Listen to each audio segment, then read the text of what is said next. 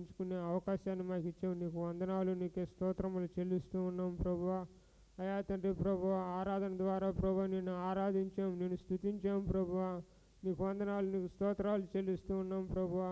వాక్యం చెబుతూ ఉండగా ప్రభువా నీ కృపలో జ్ఞాపకం చేసుకొని ప్రభువా నిన్ను వేడుకొంచున్నాం, నీకు స్తోత్రాలు చెల్లిస్తూ ఉన్నాం ప్రభువా.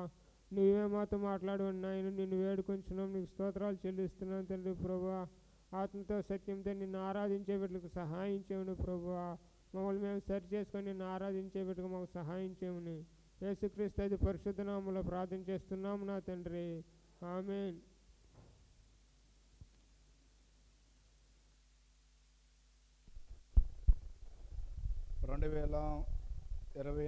సంవత్సరంలో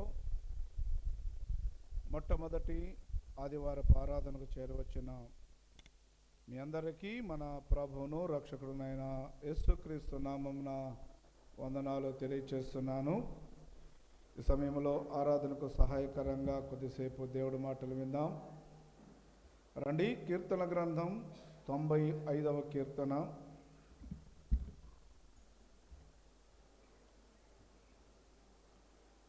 కీర్తన గ్రంథం 95వ కీర్తన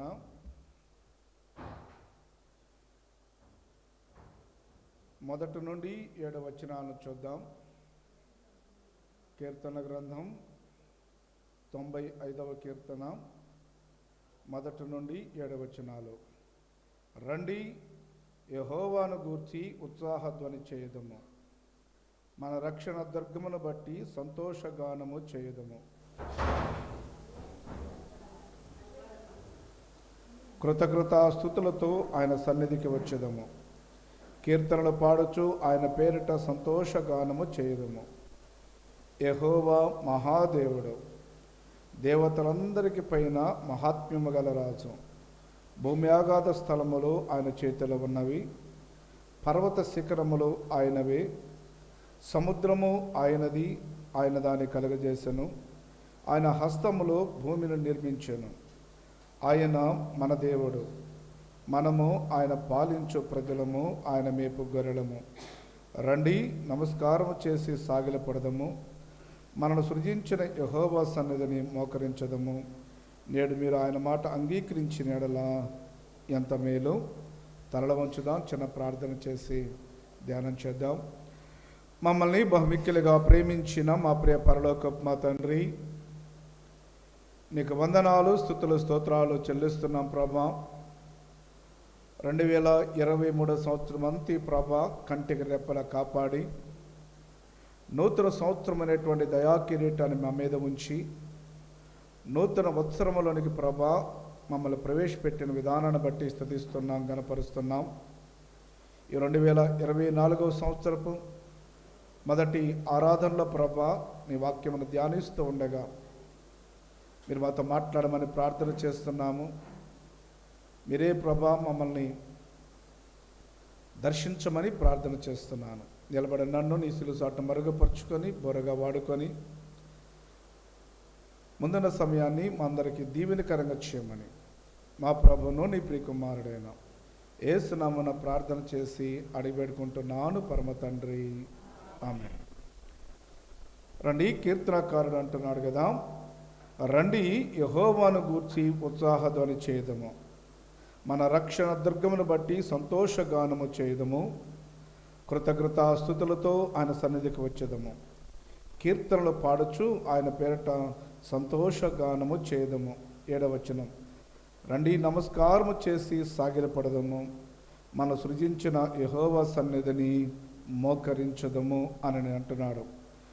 మనము కృతజ్ఞతాస్తుతులు చెల్లిస్తూ దేవుడి సన్నిధిలోకి రావాలని, దేవుడి సన్నిధిలో ఆయన స్తుతించాలని, కీర్తనలు పాడుతూ సంతోషగానము చేయాలని, ఆయన దగ్గర మనము సాగిలిపడి ఆయనను మనము ఆరాధించాలి అని కీర్తనకారుడు ఇక్కడ మనకు తెలియచేస్తూ ఉన్నాడు. ఎందుకు ఆయన సన్నిధిలోకి రావాలి, ఎందుకు ఆయనకు కృతజ్ఞతాస్తుతులు చెల్లించాలి, ఎందుకు ఆయన సన్నిధిలో మనం వణుకుతూ సాగిలిపడి నమస్కారం చేయాలి, ఎందుకు ఆయన సన్నిధిలో మనము స్తుతిస్తూ సంతోషగానము చేయాలి అనంటే, కీర్తనకారుడు మన దేవుడు ఎవరో 3 విషయాల్ని అక్కడ తెలియచేస్తున్నాడు. మొదటిగా చూడండి, మన దేవుడు ఎవరు, మనం ఎందుకు సంతోషగానము చేయాలి, ఎందుకు మనం ఉత్సాహధ్వని చేయాలి, ఎందుకు కృతజ్ఞతాస్తుతులు చెల్లించాలి, ఎందుకు కీర్తన పాడాలి, ఎందుకు ఆయనకు నమస్కారం చేసి సాగిలపడాలి, ఎందుకు ఆయన సన్నిధిని మోకరించి ఆయన మాటలు విని అంగీకరించాలి అని అంటే మొదటిగా చెబుతున్నాడు. చూడండి 3వ వచనంలో, యెహోవా మహాదేవుడు. నెంబర్ 1, మనం ఆరాధించేటువంటి దేవుడు, మనం పూజించేటువంటి దేవుడు, మనము కొనియాడేటువంటి దేవుడు, hour God is great God. ఆయన ఎవరో తెలుసా? మహాదేవుడు. ఎందుకు ఆయన సన్నిధిలోకి వచ్చి భయముతో వణుకుతో సాగిలిపడి నమస్కారం చేసి కృతజ్ఞతాస్తుతులు చెల్లిస్తూ కీర్తనలు పాడుచు ఆయన మహిమపరచాలంటే ఎందుకు అనంటే మనము ఆరాధిస్తున్నటువంటి దేవుడు మహాదేవుడు అన్నటువంటి మాటను తెలియచేస్తున్నాను. ఆయన ఎంత మహాదేవుడు అని మనం ఆలోచన చేస్తే మనందరూ తెలిసిందే కదా. రండి, యెషయా గ్రంథం 6వ అధ్యాయం. యెషయా గ్రంథం, ఆయన ఎంత మహాదేవుడు అనంటే చూడండి, 6వ అధ్యాయం మొదటి 3 వచనాలు. రాజైన ఉజ్జియా మృతి నొందిన సంవత్సరమున అత్యున్నతమైన సింహాసనం నందు ప్రభువు ఆసీనుడై ఉండగా నేను చూచితిని. ఆయన చొక్కాయు అంచులు దేవాలయము నిండుకొనెను. ఆయన పైగా శరాపులు నిలిచి ఉండరి. ఒక్కొక్కరికి 6 రెక్కలు ఉండెను. ప్రతివాడు 2 రెక్కలతో తన ముఖమును, 2తో తన కాళ్ళను కప్పుకొనుచు 2తో ఎగురుచుండెను.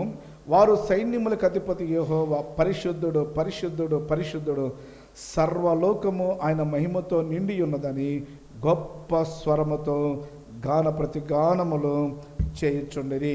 అనగా మన దేవుడు ఎవరు అనంటే మహాదేవుడు. ఎంత మహాదేవుడు అనంటే ఆకాశము ఆయన సింహాసనము, భూమిని పాదపీఠంగా చేసుకొని ఆయన ఉన్నప్పుడట బైబిల్ సెలవిస్తూ ఉంది, కోటాను కోట్ల దేవదూతలు ఆయన చుట్టూ ఉండి 6 రెక్కలు, ప్రతి దేవదూతకి 6 రెక్కలు ఉంటాయి. 2 రెక్కలతో ఆయన మహిమను చూడలేక కళ్ళను కప్పుకొని, 2 రెక్కలతో ఆయన పరిశుద్ధుడు గనక పాదములు కప్పుకొని, 2 రెక్కలతో ఎగురుతూ నిరంతరము రేయనక పగలనక మానక పరిశుద్ధుడు, పరిశుద్ధుడు, పరిశుద్ధుడు, సర్వలోకము ఆయన మహిమతో నిండి ఉన్నదని ఆ గాన ప్రతిగానములు కోటాను కోట్ల దేవదూతల మధ్య, 24 పెద్దల మధ్య, 4 జీవుల మధ్య, ఆకాశమైన సింహాసనము, భూమిని పాదపీఠంగా కలిగినటువంటి ఆయన ఎవరు అనంటే మహాదేవుడు గనక, మనము ఆరాధించేటువంటి దేవుడు మహాదేవుడు గనక కృతజ్ఞతాస్తుతులతో ఆయన సన్నిధిలోకి వచ్చి ఆయన మహాదేవుడు గనక భయము కలిగి నమస్కారం చేస్తూ మోకరిస్తూ ఆయన ఎదుట సాగిలిపడి కీర్తనలు పాడుచు ఆయనకు చెల్లించాల్సిన మహిమను చెల్లించాలి. ఎందుకు అనంటే మొదటిగా ఆయన మహాదేవుడు. 2 మాట చూడండి, రండి, కీర్తన గ్రంథమును కీర్తనకారుడు మొదటిగా మన దేవుడు ఎవరో చెప్పాడు, hour God is great God.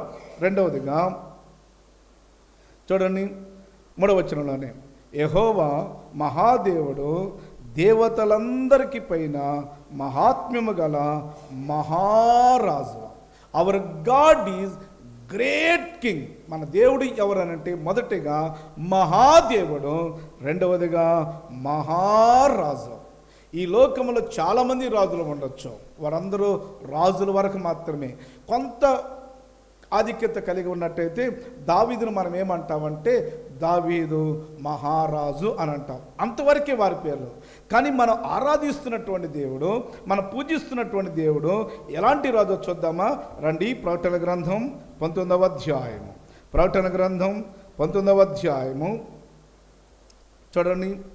మనము ఆరాధిస్తున్నటువంటి దేవుడు ఎలాంటి రాజో ఈ ప్రకటన గ్రంథంలో మనం చూస్తూ ఉన్నాం. ప్రకటన గ్రంథం 19వ అధ్యాయము 16వ వచనం. న్యూ టెస్టిమెంట్లో 240 పేజీలో ఉంటుంది, కొత్త నిబంధనలో 240 పేజీలో. రాజులకు రాజును, ప్రభులకు ప్రభువును అను నామము ఆయన వస్త్రం మీదను తొడ మీదను వ్రాయబడింది. మన రాజు, మనం ఆరాధిస్తున్నటువంటి దేవుడు, మనం పూజిస్తున్నటువంటి దేవుడు ఎవరు అనంటే రాజులకు రాజు, ప్రభువులకు ప్రభు, ఆయన మహారాజు గనుక ఆయన సన్నిధిలో మనము భయముతో, ఆయన సన్నిధిలో మనం వణుకుచు, ఆయన ఎదుట సాగిలిపడి, ఆయన ఎదుట మోకరించి కీర్తన పాడుచు ఆయన స్తుతులు చెల్లించాలి. ఎందుకు అనంటే మనం ఆరాధిస్తున్నటువంటి దేవుడు సాధారణమైనటువంటి రాజు కాదు, సాధారణమైనటువంటి మహారాజు కాదు, కానీ మనం ఆరాధిస్తున్నటువంటి దేవుడు రాజులకు రాజు, ప్రభువులకు ప్రభు. అంత మాత్రమే చూడండి, ఇంకో మాట చూపిస్తాను. మొదటి తిమోతిలకు రాసిన పత్రిక పేజీ నెంబర్ 193, న్యూ టెస్టిమెంట్లో కొత్త నిబంధనలో 193వ పేజీ. మొదటి తిమోతిలకు రాసిన పత్రిక 6వ అధ్యాయం. మొదటి తిమోతిలకు రాసిన పత్రిక 6వ అధ్యాయం 15వ వచనం. శ్రీమంతుడును అద్వితీయుడునగు సర్వాధిపతి యుక్త కాలములందు ఆ ప్రత్యక్షతను కనపరచును. ఆ సర్వాధిపతి రాజులకు రాజును ప్రభువులకు ప్రభునై ఉన్నాడు. సమీపింపరాని తేజస్సులో ఆయన మాత్రమే వసించచ్చు అమరత్వము గలవాడి ఉండను అన్న మాటను చూస్తున్నాం. మనుషులు ఎవడును ఆయన చూడలేదు, ఎవడును చూడనేరడు. ఆయనకు ఘనతయు శాశ్వతమైన ప్రభావమును కలిగి ఉండను గాక. మనం ఆరాధిస్తున్నటువంటి దేవుడు ఎవరో తెలుసా? శ్రీమంతుడు, అద్వితీయుడు, రాజులకు రాజు, ప్రభువులకు ప్రభు అన్నటువంటి నామము కలిగినటువంటి ఆయన మహారాజు గనక ఆయన ఎదుట మనము సాగిలపడాలి. మొదటిగా చూస్తున్నాం, hour God is great God, ఆయన దేవుడు మహాదేవుడు. రెండోదిగా చూస్తున్నాం, hour God is great king, మహారాజు. మూడో మాట చూసి ముగిద్దాం రండి. కీర్తన గ్రంథం 95వ కీర్తన. ఆయన ఎవరో తెలుసా? చూడండి, మొదటిగా మహాదేవుడు, రెండవదిగా మహారాజు, మూడవదిగా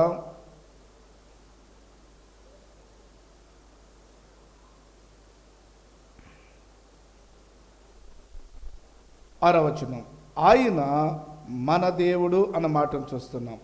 ఆయన మన దేవుడు. మన దేవుడు కాకముందు ఆయన ఎవరో ఒక మాట చూడండి. నిర్గమకాండం 15వ అధ్యాయము చూడండి అన్నమాట.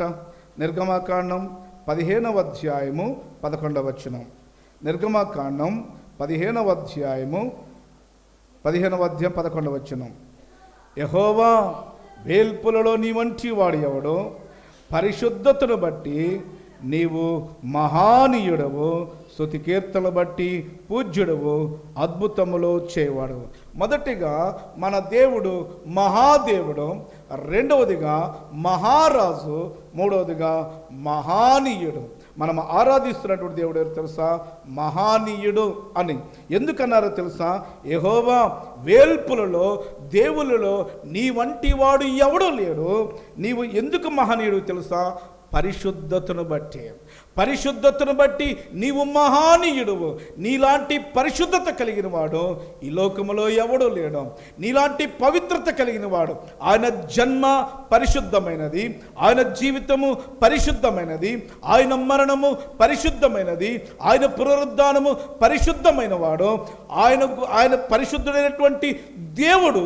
అందుని బట్టి ఆయన గురించి వివరించే గ్రంథాన్ని పరిశుద్ధ గ్రంథము అన్నారు. అందుకని అంటాడు కదా, నేను పరిశుద్ధుడిని కనుక మీరును పరిశుద్ధులై ఉండండి, మిమ్మల్ని పరిశుద్ధులగుటకే నేను మిమ్మల్ని పిలిచి ఉన్నాను అని అంటాడు కదా.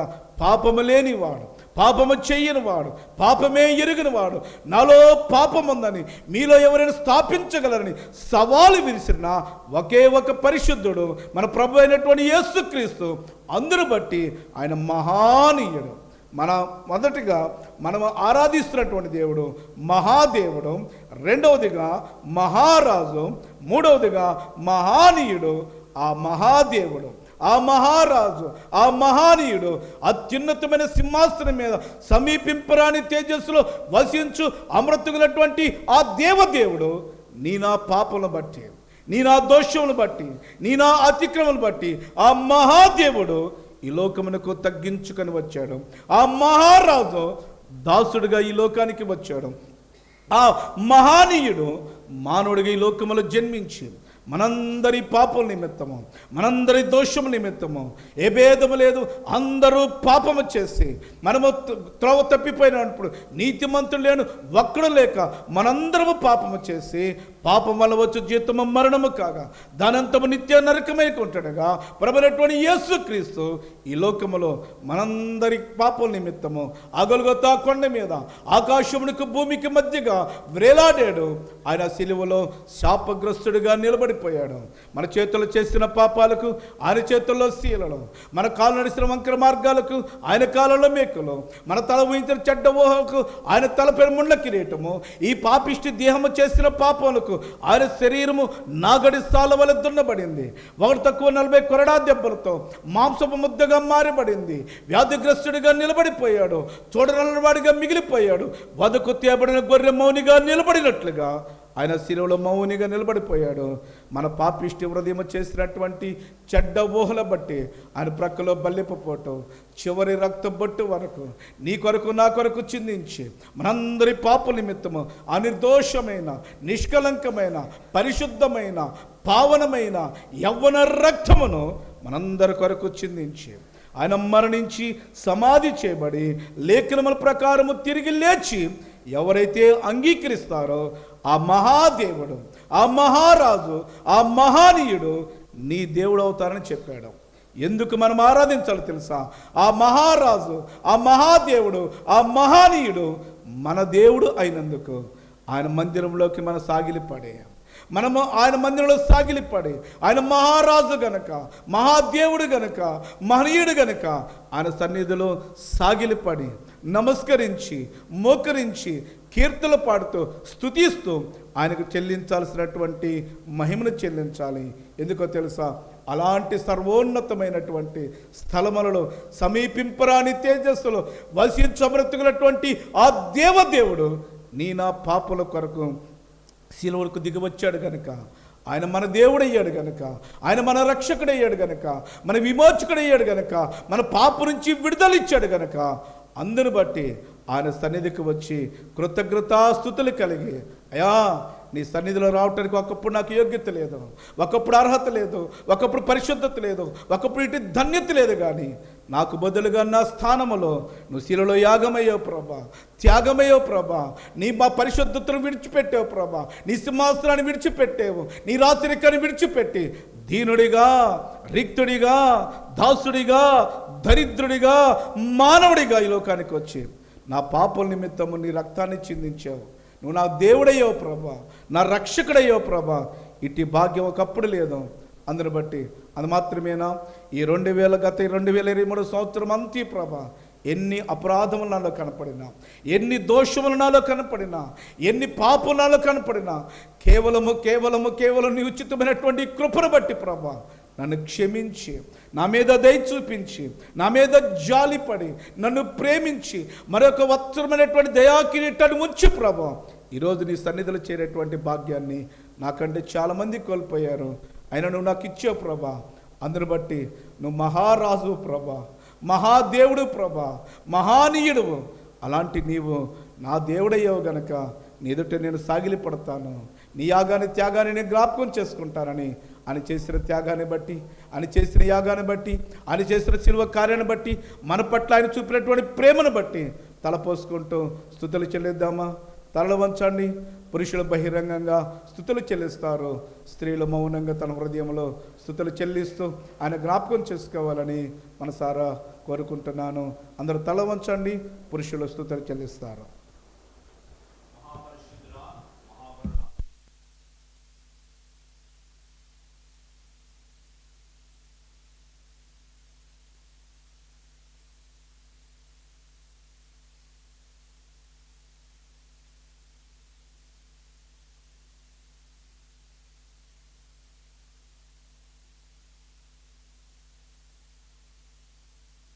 నిన్ను ఆరాధించుటకు సహాయం దయచేయమని ప్రార్థన చేస్తున్నాం దేవా. నీ వందనాలు చెల్లిస్తున్నాం. అలాగే నా ప్రభా నీ వందనాలయ్యా, నీ స్తోత్రాలు చెల్లిస్తున్నాం. సంఘంలో ఉన్న ప్రతి కుటుంబాన్ని దీవించి ఆశీర్వదించమని, వర్ధిల్ల చేయమని ప్రార్థన చేస్తున్నాం దేవా. నీ వందనాలు చెల్లిస్తున్నాం. అంత మాత్రమే నా ప్రభా మరి సేవకుల కుటుంబాన్ని జ్ఞాపకం చేసుకుని వాళ్ళు చేసే సేవను దీవించమని ప్రార్థన చేస్తున్నాం. సేవకులకి నా ప్రభా ప్రోత్సహిస్తున్న యవనస్తులందరినీ కూడా జ్ఞాపం చేసుకొని వారిని కుటుంబాలు వారి బిడ్డలను దీవించమని, ఉద్యోగాలు చేసుకుంటున్న బిడ్డలు ప్రభా దూరం ప్రాంతంలో ఎక్కడుండా కూడా నీకు వారి కుటుంబాలను వారి బిడ్డలను ఆశీర్వదించమని ప్రార్థన చేస్తున్నాను దేవా. నీకు వందనాలు చెల్లిస్తున్నాం. అలాగే నా ప్రభా నీ సేవకులు ప్రభా ముసలి వృద్ధురాలు సేవకురాలని జ్ఞాపం చేసుకోమని ప్రార్థన చేస్తున్నాం నాయన. నా తండ్రి ఎంతో తండ్రి నా ప్రభా నీకు సేవ చేసి నా ప్రభా మంచంలో నా ప్రభా కొట్టుమిట్టాడుతుంది ప్రభా, జ్ఞాపం చేసుకునైనా నీ చిత్తం ఏమైనదో బిడ్డ పట్ల నీ చిత్తానుసారంగా జరిపించమని ప్రార్థన చేస్తున్నాను దేవా. నీకు వందనాలయ్యా, నీ స్తోత్రాలు చెల్లిస్తున్నాం. అలాగే ఈత మొక్కలు వెంకటేశ్వరుని జ్ఞాపం చేసుకునైనా చక్కని ఆరోగ్యాన్ని దయచే ప్రభా, బిడ్డలు చేసే సేవను దీవించనైనా స్తోత్రాలు చెల్లిస్తున్నాం. వారి కుటుంబాన్ని వారి బిడ్డలను దీవించమని, సంఘాన్ని బలపరిచి ఉద్యమం దయచేయమని ప్రార్థన చేస్తున్నాం దేవా. నీకు వందనాలయ్యా, నీ స్తోత్రాలు చెల్లిస్తున్నాం. అంతేకాదు నా ప్రభా ఈ గ్రామంలో ఇంకా నా ప్రభా అనేక నూతనాతలు నడిపించమని ప్రార్థన చేస్తున్నాను దేవా. నీకు వందనాలు. దినపోషణలు ఇచ్చిన బిడ్డలను జ్ఞాపం చేసుకుని వరస్తాలు చిగురింపులు దయచేయమని, కానుకలు ఇచ్చిన బిడ్డలను జ్ఞాపం చేసుకుని వాటి కానుకలు నీకు సేవార్థం ఆడటానికి నీ కృప దయచేస్తామని ప్రార్థన చేస్తూ ముందుండే సమయం అంతా కూడా నీకు అప్పచెప్పుకుంటున్నాం ప్రభా. పాటలు అందేమి వాక్యం అందే నీవే అధ్యక్షుడివై వహించి నీ నామాన్ని మహిమ తెచ్చుకోమని యేసయ్య పరిశుద్ధ నామములో ప్రార్థన చేసి వేడుకుంటున్నాం పరమ తండ్రి, ఆమేన్.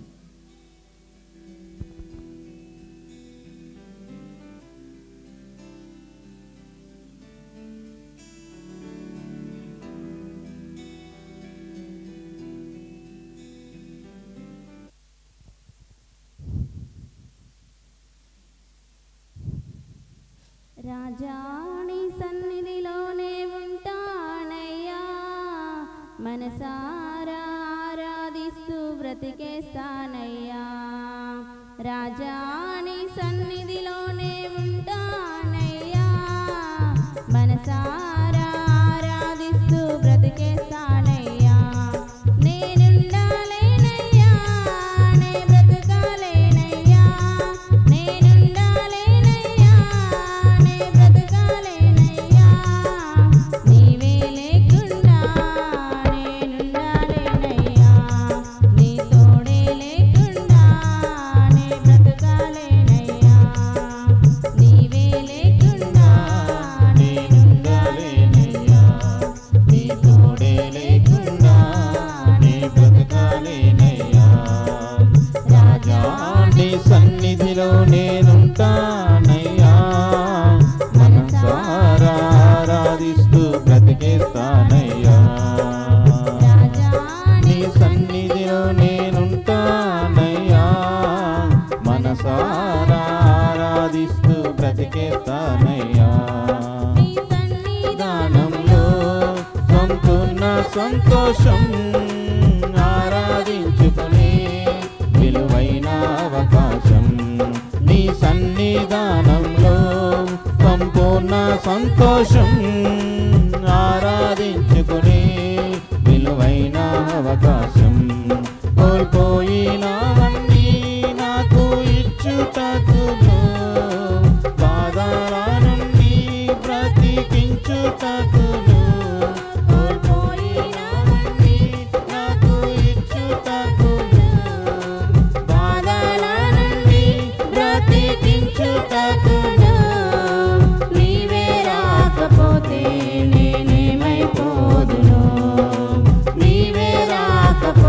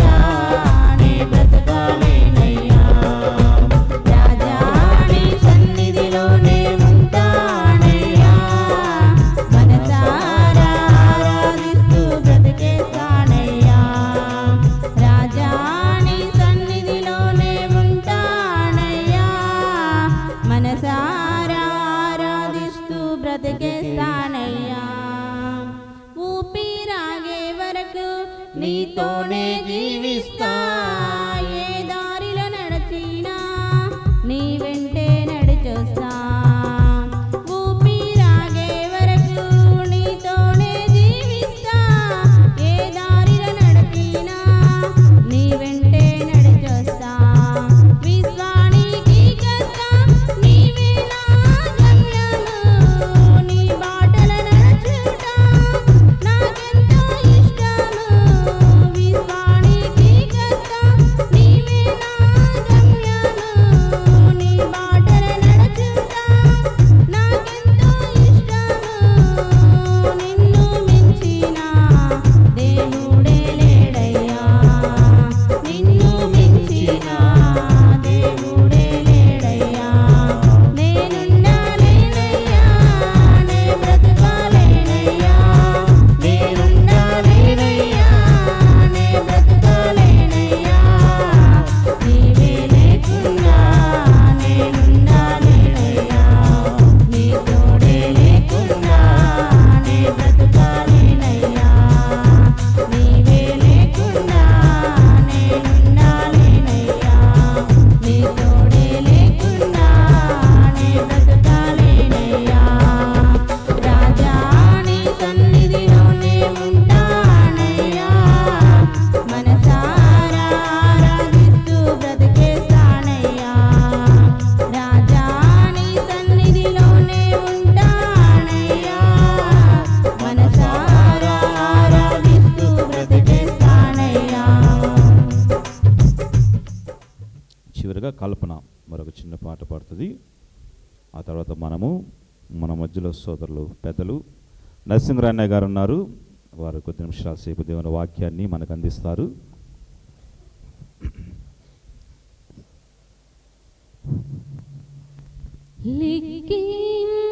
లిఖించలేని స్తోత్రములు దేవా ఎల్లప్పుడు నే పాడెదా. లెక్కించలేని స్తోత్రములు దేవా ఎల్లప్పుడు నే పాడెదా.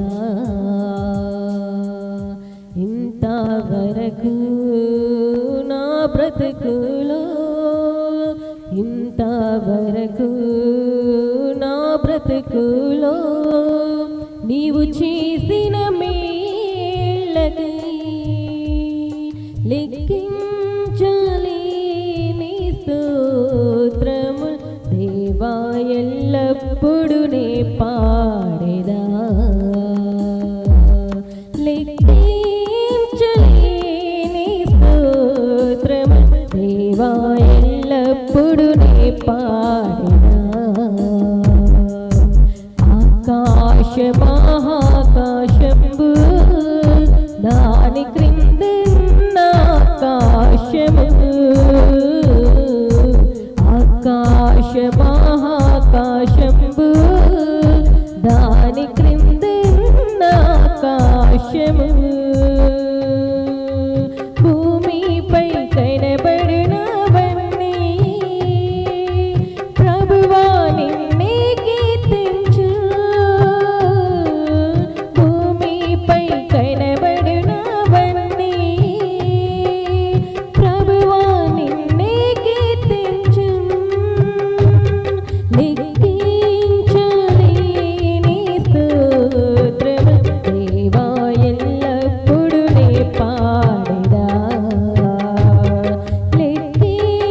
లెక్కించలేని స్తోత్రములు దేవా ఎల్లప్పుడు నే పాడెదా. ఇంతవరకు మా బ్రతుకులో ఇంతవరకు మా బ్రతుకులో నీవు చేసిన మేళ్ళకి లెక్కించలేని స్తోత్రములు దేవా ఎల్లప్పుడు నే పాడెదా. లెక్కించలేని స్తోత్రములు దేవా ఎల్లప్పుడు నే పాడెదా.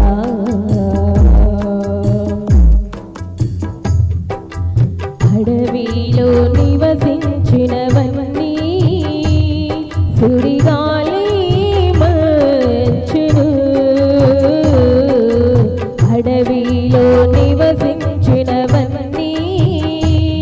సుడిగాలి మంచును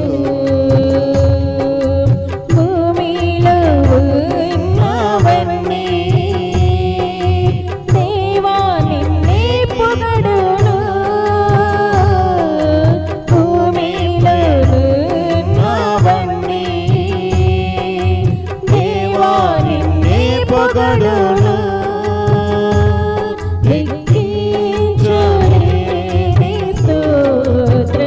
దేవా ఎల్లప్పుడు నీ పాడగా లెక్కించలేని స్తోత్రము దేవా ఎల్లప్పుడు నీ పాడగా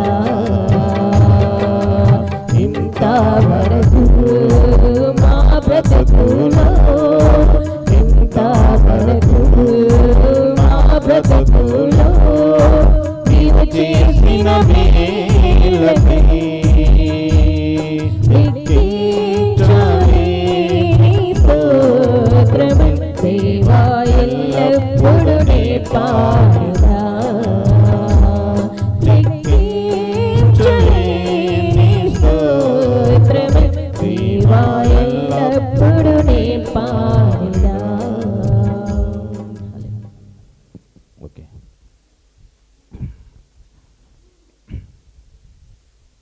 ఈ యొక్క సమయంలో మనము వాక్పచ్చులకు వెళతాం.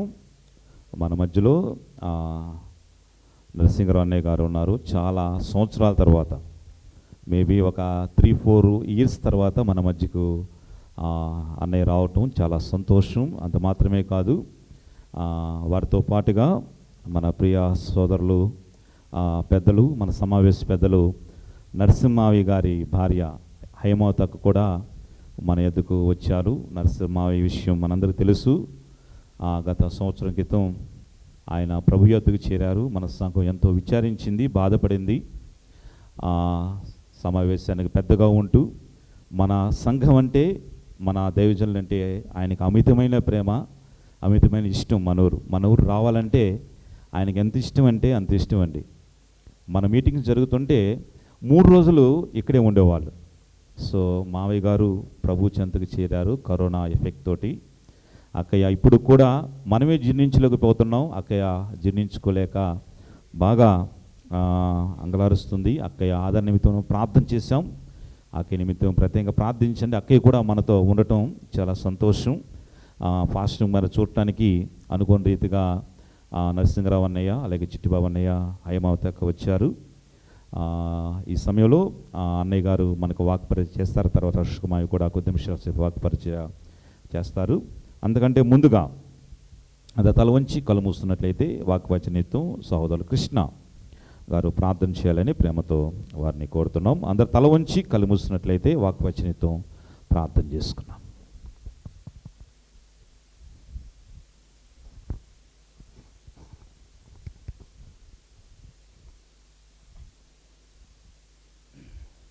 అందరూ కళ్ళు మళ్ళీ ప్రార్థన చేసుకుందాం. మహాపరిశుద్ధుడా, ప్రేమగల తండ్రి, బంగారు పాదములకు వందనాలయ్యా. ప్రభా, ఇదిగో నాయన ఇంతవరకు ప్రభా పాటల ద్వారా ప్రభా నేను మహింపరిచారు ప్రభా, స్తుతించి ఆరాధించారు ప్రభా, అందుకని పాదములకి వస్తున్నావు స్తోత్రం ప్రభా. ఇదిగో నాయన తండ్రి, ఈ దైవ సేవకులు లేవబడే ప్రభా తండ్రి నాయన ఈ జీవగంధం మాటలు ప్రభు చెప్పుతుండగా ప్రభా, ఇదిగో నాయన ఇక్కడ తల వంచిన బట్టి ప్రతి ఒక్క బిడ్డగా నాయన ఎట్టి హృదయానికి ఏమైనా ఎట్టి వాక్య అవసరమో నాయన ఆ హృదయంలో నాయన సూటిగా స్పష్టంగా నువ్వు మాట్లాడు ప్రభా. విన్న వాక్యం ప్రభా నాయన విడిచిపెట్టకుండా నీరు కట్టి ఫలం చేయమని, నేను మహిమ తెచ్చుకోమని, నీ దైవ సేవకుడు నాయన నీ సెలవు చాటును మరుగుపరుచుకుని మహిమ తెచ్చుకోమని, ఇక్కడ తల వంచిన ప్రతి ఒక్క బిడ్డను పేరు పేరును దీవించి ఆశ్రయించి సహాయం చేయమని, నీ నామానికే మహిమ తెచ్చుకోమని యేసు నామమున ప్రార్థిస్తున్నాను తండ్రి. ఆమేన్. ఆమేన్.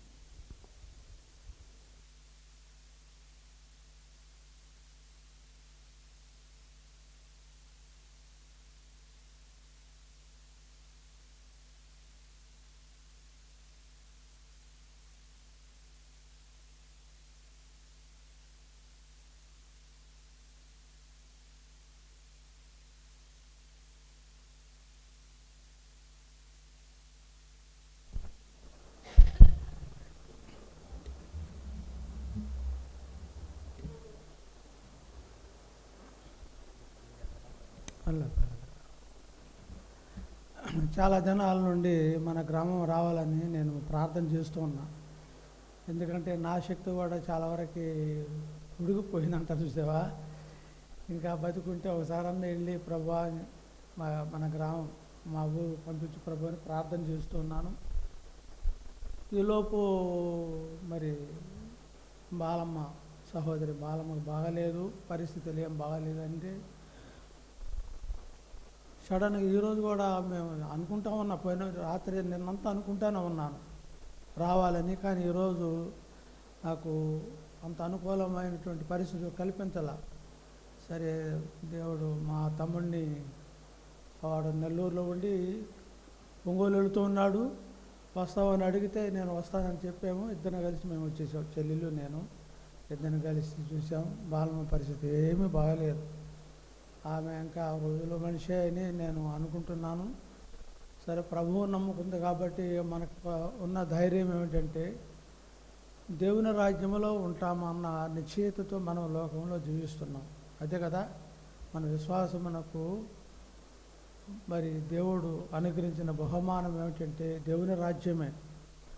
కాబట్టి దేవుని నమ్మిన వారు యెహోవా తమకు దేవుడుగా గల జనులు ధన్యులు. ఈ లోకంలో ఎన్ని ఉన్నా దేవుడు లేకపోతే అన్నీ సున్నా అని అంటారు కదా. కాబట్టి దేవుడును కలిగి ఏమి లేకపోయినా కూడా దేవుని రాజ్యంలో ఉంటాము. ఆ నిశ్చయతోటే మనం ఈ లోకంలో జీవిస్తున్నాం. మనం అందుకే నమ్ముకున్నాము, అందుకొరకే జీవిస్తున్నాం. రెండో విషయం ఏంటంటే ప్రభువు రాకడ దినాలు కూడా చాలా సమీపంగా ఉన్నాయి. నేను ఎక్కువగా దానిని గుర్చినటువంటి ఆలోచనలు చేస్తూ ఉంటుంటా. ఎందుకంటే మనకి సెలవు ఉంది కాబట్టి ప్రపంచంలో జరుగుతున్న సంభవాలు, ప్రభువు రాకడకు సంబంధించినటువంటి సమయాలు గురించి నేను వింటున్నా. ఒక వాక్యం ఉన్నది తెస్సలోనికీయులకు రాసిన పత్రిక 4:1 ఆ సమయంలో గురించి ఆ కాలంలో గురించి మీకు రాయనక్కర్లేదు. అంటే ఏ సమయము? ప్రభువు రాకడ దినములు, ప్రభువు రాకడ దినాలను గురించి మీకు రాయనక్కర్లేదు, మీరు తెలుసుకొని ఉండాలి అని వ్రాయబడి ఉంది ఆ మాట. వాస్తవంగా ప్రభువు రాకడ దినాలలోనే ఉన్నాం. ప్రభు అంటే రెండవసారి ప్రభు రాబోతున్న దినాలలో ఉన్నాం. ప్రపంచ పరిస్థితులు కూడా అలాగనే జరుగుతూ ఉన్నాయి. దేవుడు సమస్తాన్ని తన స్వాధీనంలో పెట్టుకొని తన రాకడ కొరకు సిద్ధం చేస్తూ ఉన్నాడు. కాబట్టి ప్రభువు రాకడ కొరకు మనం కూడా ఎదురు చూస్తూ సిద్ధపడి ఉండాలని మనం చేస్తుంటున్నాం. ఈ సమయంలో ఏ వాక్యం చెప్పాలని నేను అనుకుంటున్నప్పుడు దేవుడు నాకు తలపు ఇచ్చాడు. అది వాక్యాన్ని మనం చదువుకొని ధ్యానం చేద్దాం. చూడండి, కొరింథీయులకు రాసిన 2వ పత్రిక 5వ అధ్యాయము. నేను త్వరగానే ముగిస్తాను. కొరింథీయులకు రాసిన 2వ పత్రిక 5వ అధ్యాయం 161వ పేజీ. భూమి మీద మన గుడారమైన ఈ నివాసము శిథిలమైపోయినను చేతి పని కాక దేవుని చేత కట్టబడినదియు నిత్యమైనదియునైన నివాసము పరలోకమందు మనకున్నదని ఎరుగుదుము. మనము దిగంబరులము కాక వస్త్రము ధరించుకునే వారముగా కనబడుదుము. కాబట్టి పరలోకము నుండి వచ్చు మన నివాసము దీనిపైన ధరించుకొని నపేక్షించు దీనిలో మూలుగుచున్నాము. 3వ వచనము, ఈ గుడారములోనున్న మనము భారము మోసుకొని మూలుగుచున్నాము. ఇది తీసివేయవలనని కాదు కానీ మర్త్యమైనది జీవము చేత మృంగివేయబడినట్లు ఆ నివాసమును దీనిపైన ధరించుకొన కోరుచున్నాము. దీని నిమిత్తము మనలను సిద్ధపరిచిన వాడు దేవుడే. మరియు ఆయన తన ఆత్మను సంచకరువును మనకు అనుగ్రహించి ఉన్నాడు. వెలిచూపు వలన కాక విశ్వాసము వలననే నడుచుకొనుచున్నాము గనుక ఈ దేహంలో నివసించుతున్నంత కాలము ప్రభువునకు దూరముగా ఉన్నామని ఎరిగిండి ఎల్లప్పుడూ ధైర్యము గలవారమై ఉన్నాము. ఇట్లు ధైర్యము కలిగి ఈ దేహము విడిచిపెట్టి ప్రభువునొద్ద నివసించుటకు ఇష్టపడుచున్నాము. కావున దేహమందున్నను దేహమును విడిచెనను ఆయనకి ఇష్టలమై ఉండవలనే మిగులు అపేక్షించున్నాము. ఎందుకనగా తాను జరిగించిన క్రియలు చొప్పున అవి మంచివైనను సరే చెడ్డవైనను సరే దేహముతో జరిగించిన వాటి ఫలమును ప్రతి వాడును పొందినట్లు మనమందరమును క్రీస్తు న్యాయపీఠం ఎదుట ప్రత్యక్షము కావాలను. చిన్న ప్రార్థన చేద్దాం. ప్రార్థన. పరిశుద్ధుడు అయిన మా తండ్రి, దయగల ప్రభువా, ఆరాధనలో మీరు మాకు తోడుగా ఉన్నందుకు స్తోత్రం. ఇంకనూ మీకు ఇంపైన ఆరాధన అర్పించినట్లుగా ప్రతి ఒక్కరిని సిద్ధపరచండి ప్రభు. దేవా తండ్రి, ఈ సమయంలో ప్రభు మా తండ్రి మీ సన్నిధిలో నిలబడి ఉన్న నీ దాసుడు నన్ను మరుగుపరచండి, మాట్లాడండి. మాకందరికీ మీ దయగల మాటల ద్వారా ఆశీర్వాదము దీవెన అనుగ్రహించమని ప్రార్థన చేస్తున్నాం. ఇక్కడ పనిచేస్తున్నటువంటి మీ దాసులను, బిడ్డలను, సంఘమును జ్ఞాపకం చేసుకోండి. వారి కుటుంబాలను దీవించండి, ఆశీర్వదించండి ప్రభు. సేవలో ప్రభు మా తండ్రి అయ్యా కొనసాగుతూ ఉంటుండగా ప్రభు మీ ఆత్మచేత నడిపించుకొనమని ప్రార్థిస్తున్నాం. ఈ సమయంలో ప్రభు మా తండ్రి మీరే మాతో మాట్లాడమని, మహిమ పొందమని యేసు ప్రభు నామమున ప్రార్థన చేసి వేడుకుంటున్నాము తండ్రి. ఆమేన్. నేను ఈ మందిరం కట్టగా మునుపు మనం ఒక పూరి ఇంట్లో పూరి గుడిసెలు ఉండాం. చాలామందికి గుర్తుండదు కదా, ఇప్పుడున్న జనరేషన్ తెలియదు. కానీ అప్పుడు ఈ మూల నేను ప్రార్థన చేసుకునేవాడిని. టేబుల్ ఉండేది, టేబుల్ వెనక ప్రార్థనలో ఉండేవాడిని. ఎందుకంటే అప్పుడు యవ్వనస్తులం కాబట్టి మనం ఉద్యోగాలు లేని పరిస్థితుల్లో అక్కడ ప్రార్థన చేసుకుంటూ ఉండేవాడిని. ఇప్పుడు దేవుడు చాలా చక్కటి మందిరాన్ని ఇచ్చాడు. దేవునికి వందనాలు. సరే, కొన్ని విషయాలు మనం భూమి మీద మనకు ఒక జనరేషన్స్ మన ముందు ఎన్ని తరాలు గడిచిపోయాయో ఎవరైనా ఊహించి చెప్పగలరా? చెప్పలేం. ఎందుకంటే ఎన్నో తరాలు గడిచిపోయాయి, ఎన్నో తరాలు. కానీ మన తరంలో మనం ఉన్నాము. అయితే మనం కూడా ఏమవుతాము? శిథిలమైపోయి గతించిపోతాం, శిథిలమైపోతున్నారు. ఒకప్పుడు కుర్రవాళ్ళమే కదా, ఇప్పుడు పెద్దవాళ్ళం అయిపోయాం. కొందరు ముసలివాళ్ళు అయిపోయారు, కొందరు మంచంలో ఉన్నారు. శిథిలమైపోయే దేహాలలో మనం ఉన్నాం. అపోస్తలుడైన పౌలు చెబుతున్నాడు, భూమి మీద మన గుడారం అంటే ఇది గుడారం, మన గుడారం అంటే ఇది. తన గురించి చెబుతున్నాడు. మన గుడారం అంటే మన దేహాలు. భూమి మీద మన గుడారం అని ఈ నివాసం శిథిలమైపోతుంది. అమ్మా, శిథిలమైపోతుందా లేదా చెప్పాలి? శిథిలమైపోతుంది.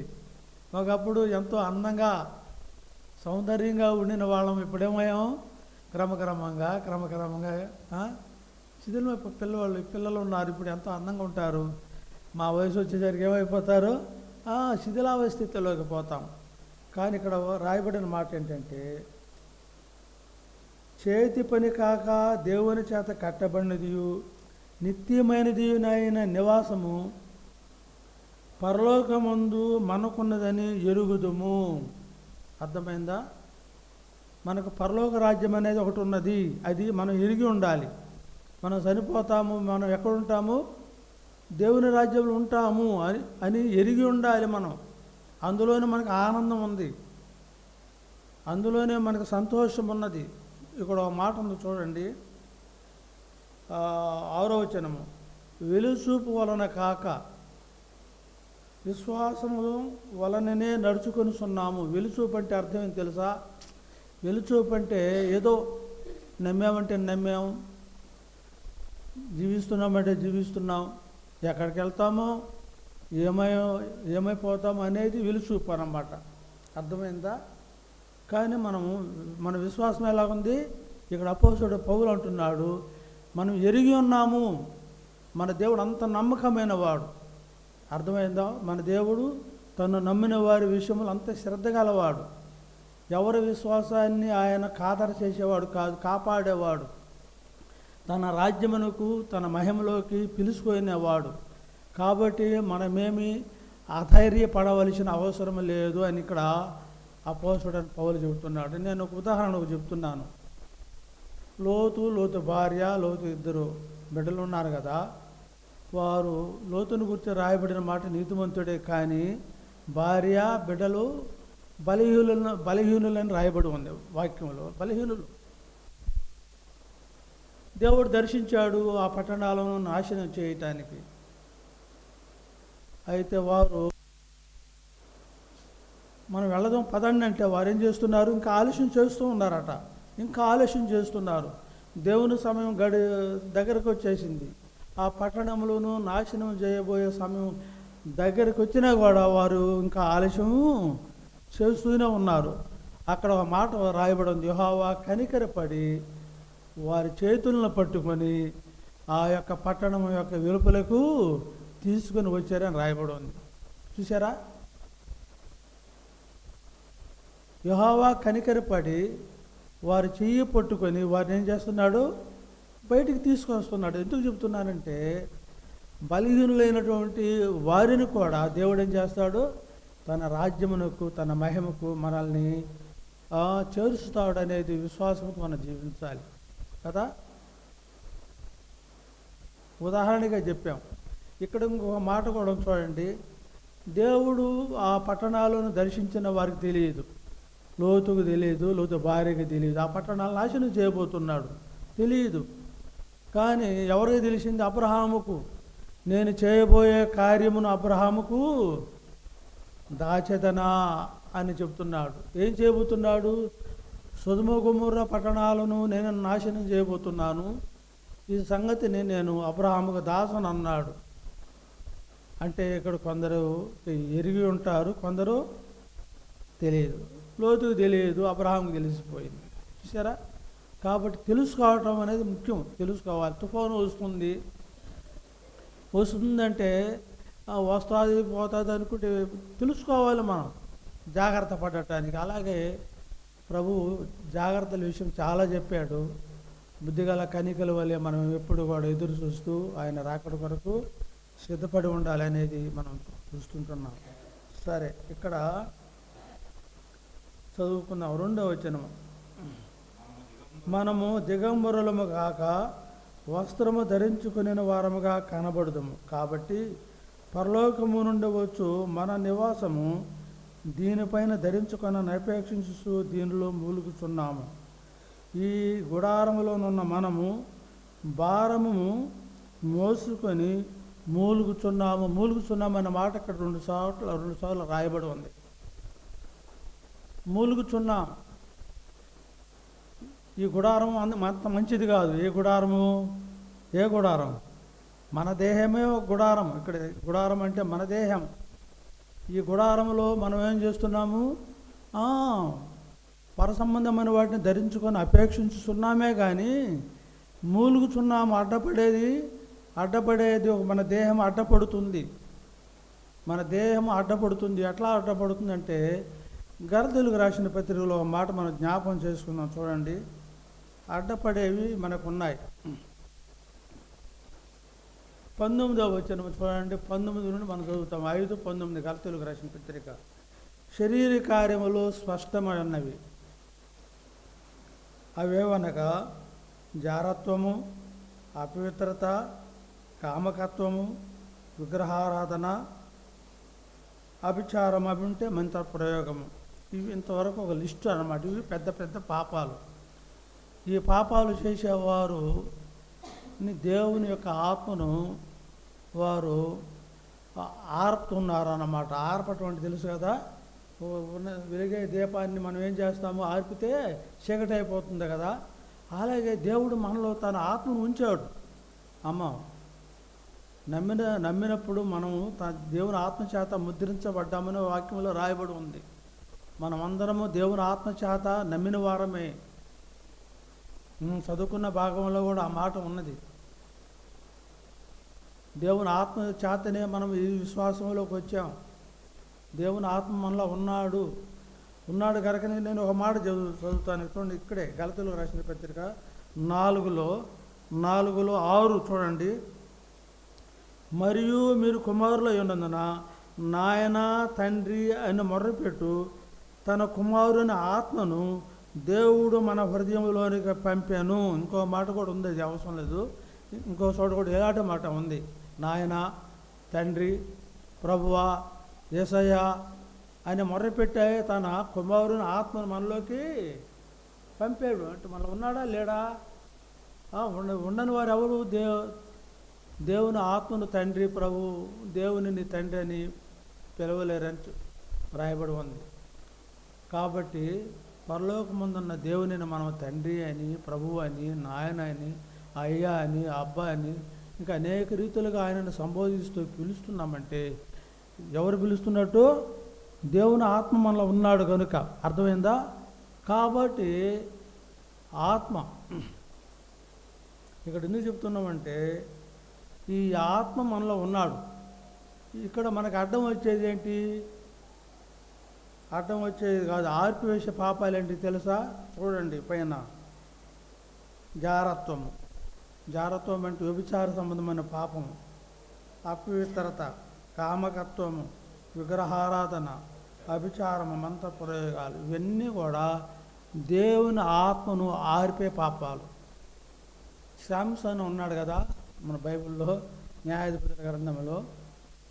అతడు పాపంలో పడిపోయాడు.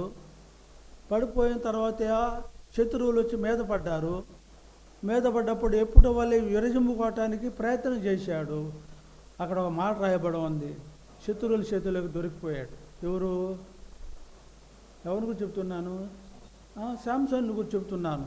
శత్రువులు అంతకుముందు శత్రువులను బలంగా ఎదుర్కొన్నాడు, జయించాడు. ఇప్పుడు శత్రువుల చేతులలో దొరికిపోయాడు. ఎందుకంటే యెహోవా ఆయనను ఎడబాసేయడు అని రాయబడి ఉంది. దేవుని ఆత్మ అతనిలో నుండి వెళ్ళిపోయాడు. ఎందుకు? పాపంలో పడిపోయి ఉన్నాడు కాబట్టి.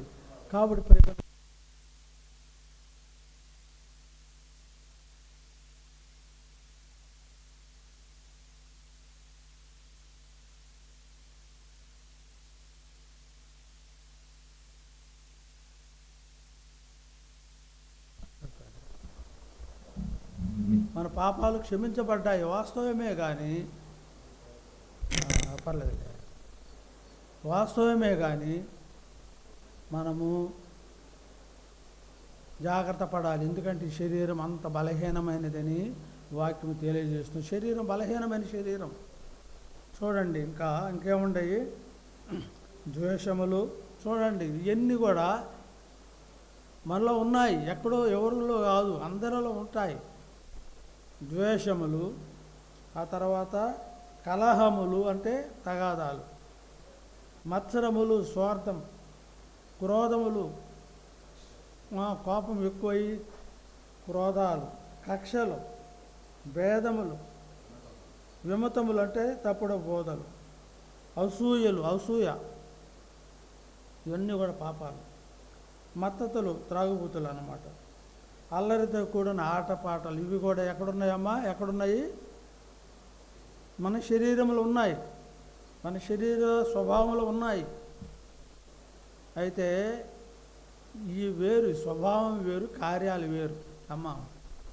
ఇప్పుడు మునిగి తేలేవారు శరీర సంబంధులు. అర్థమైందా? మునిగి తేలేవారు అంటే దాని అర్థమైందా? ఈ పాపాలు చేసేవారందరూ కూడా మరి దేవునిని ఎరగని వారు, ఈ పాపాలలో నిమగ్నమై ఉంటారు. దేవుని ఉగ్రత వారి మీద ఉంటుంది, దేవుని కోపం వారి మీద ఉంటుంది. అయినప్పటికీ దేవుని విశ్వాసులమైన మనలో ఈ స్వభావాలు ఉన్నాయి అనేది మనం గుర్తుపెట్టుకోవాలి. అపోస్తలుడైన పౌలు కూడా పత్రికలలో రాస్తూ మీలో భేదాలు ఉన్నాయి, మీలో కక్షలు ఉన్నాయి, మీలో అసూయలు ఉన్నాయి, మీలో అల్లరితో కూడిన ఆటపాటలు ఉన్నాయి, జాగ్రత్తగా ఉండండి అని హెచ్చరించాడు సంఘాలకు రాస్తూ. అర్థమైందా? కాబట్టి నేను ఎందుకు చెప్తున్నానంటే ఈ బలహీనమైన శరీరంలో మనం ఉన్నాము, బలహీనమైన శరీరంలో మనం ఉన్నాం. అందుచేత ఈ శరీరం విషయంలో అపోస్తలుడైన పౌలు కూడా చాలా శోధించబడ్డాడు. చూడండి రోమీలు రాసిన పత్రిక 7వ అధ్యాయము, రోమా 7లో నమ్మిన తర్వాతనే ఆయన కలిగిన శోధన. చూడండి, నేను అన్ని చదవను కానీ ఒక మాట చదువుతున్నాను. నేను మేలు చేయాలని ఆశ ఉన్నది, కానీ మేలు చేయక ఏం చేస్తున్నాను? కీడు చేస్తున్నా. దేవుని ప్రేమించాలని ఉన్నది, దేవునికి ఇవ్వాలని ఉన్నది, దేవుని సేవ చేయాలని ఉన్నది, దేవుని కొరకు నేను ఎంతో తప్పిస్తున్నా, కానీ నేను వాటిని చేయకుండా అడ్డపడే పాపం నాలో ఉన్నది, దానినే పాపం అన్నాడు.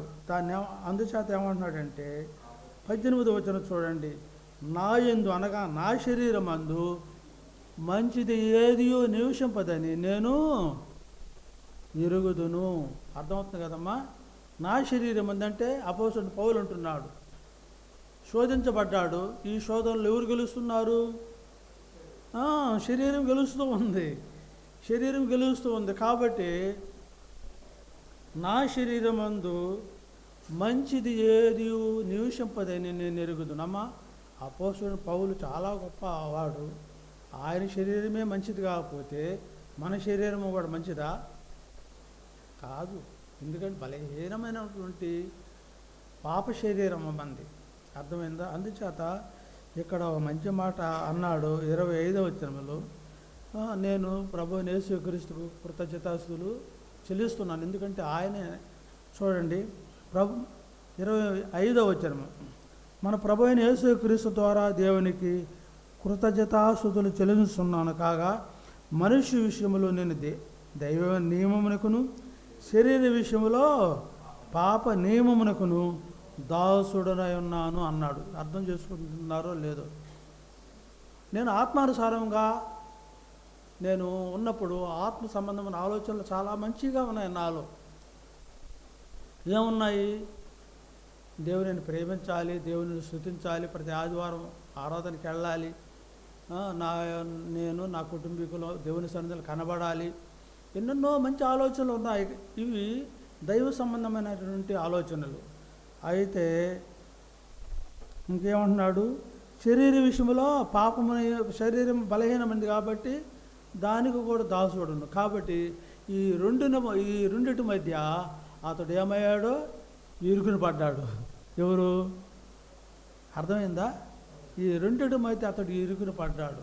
అందుచేత ఒక మంచి మాట నేను జ్ఞాపకం చేస్తాను. చూడండి, రోమీయులకు రాసిన పత్రిక 9వ అధ్యాయంలో ఒక మాట మనం జ్ఞాపకం చేసుకున్నాం. చాలా శ్రేష్టమైన మాట.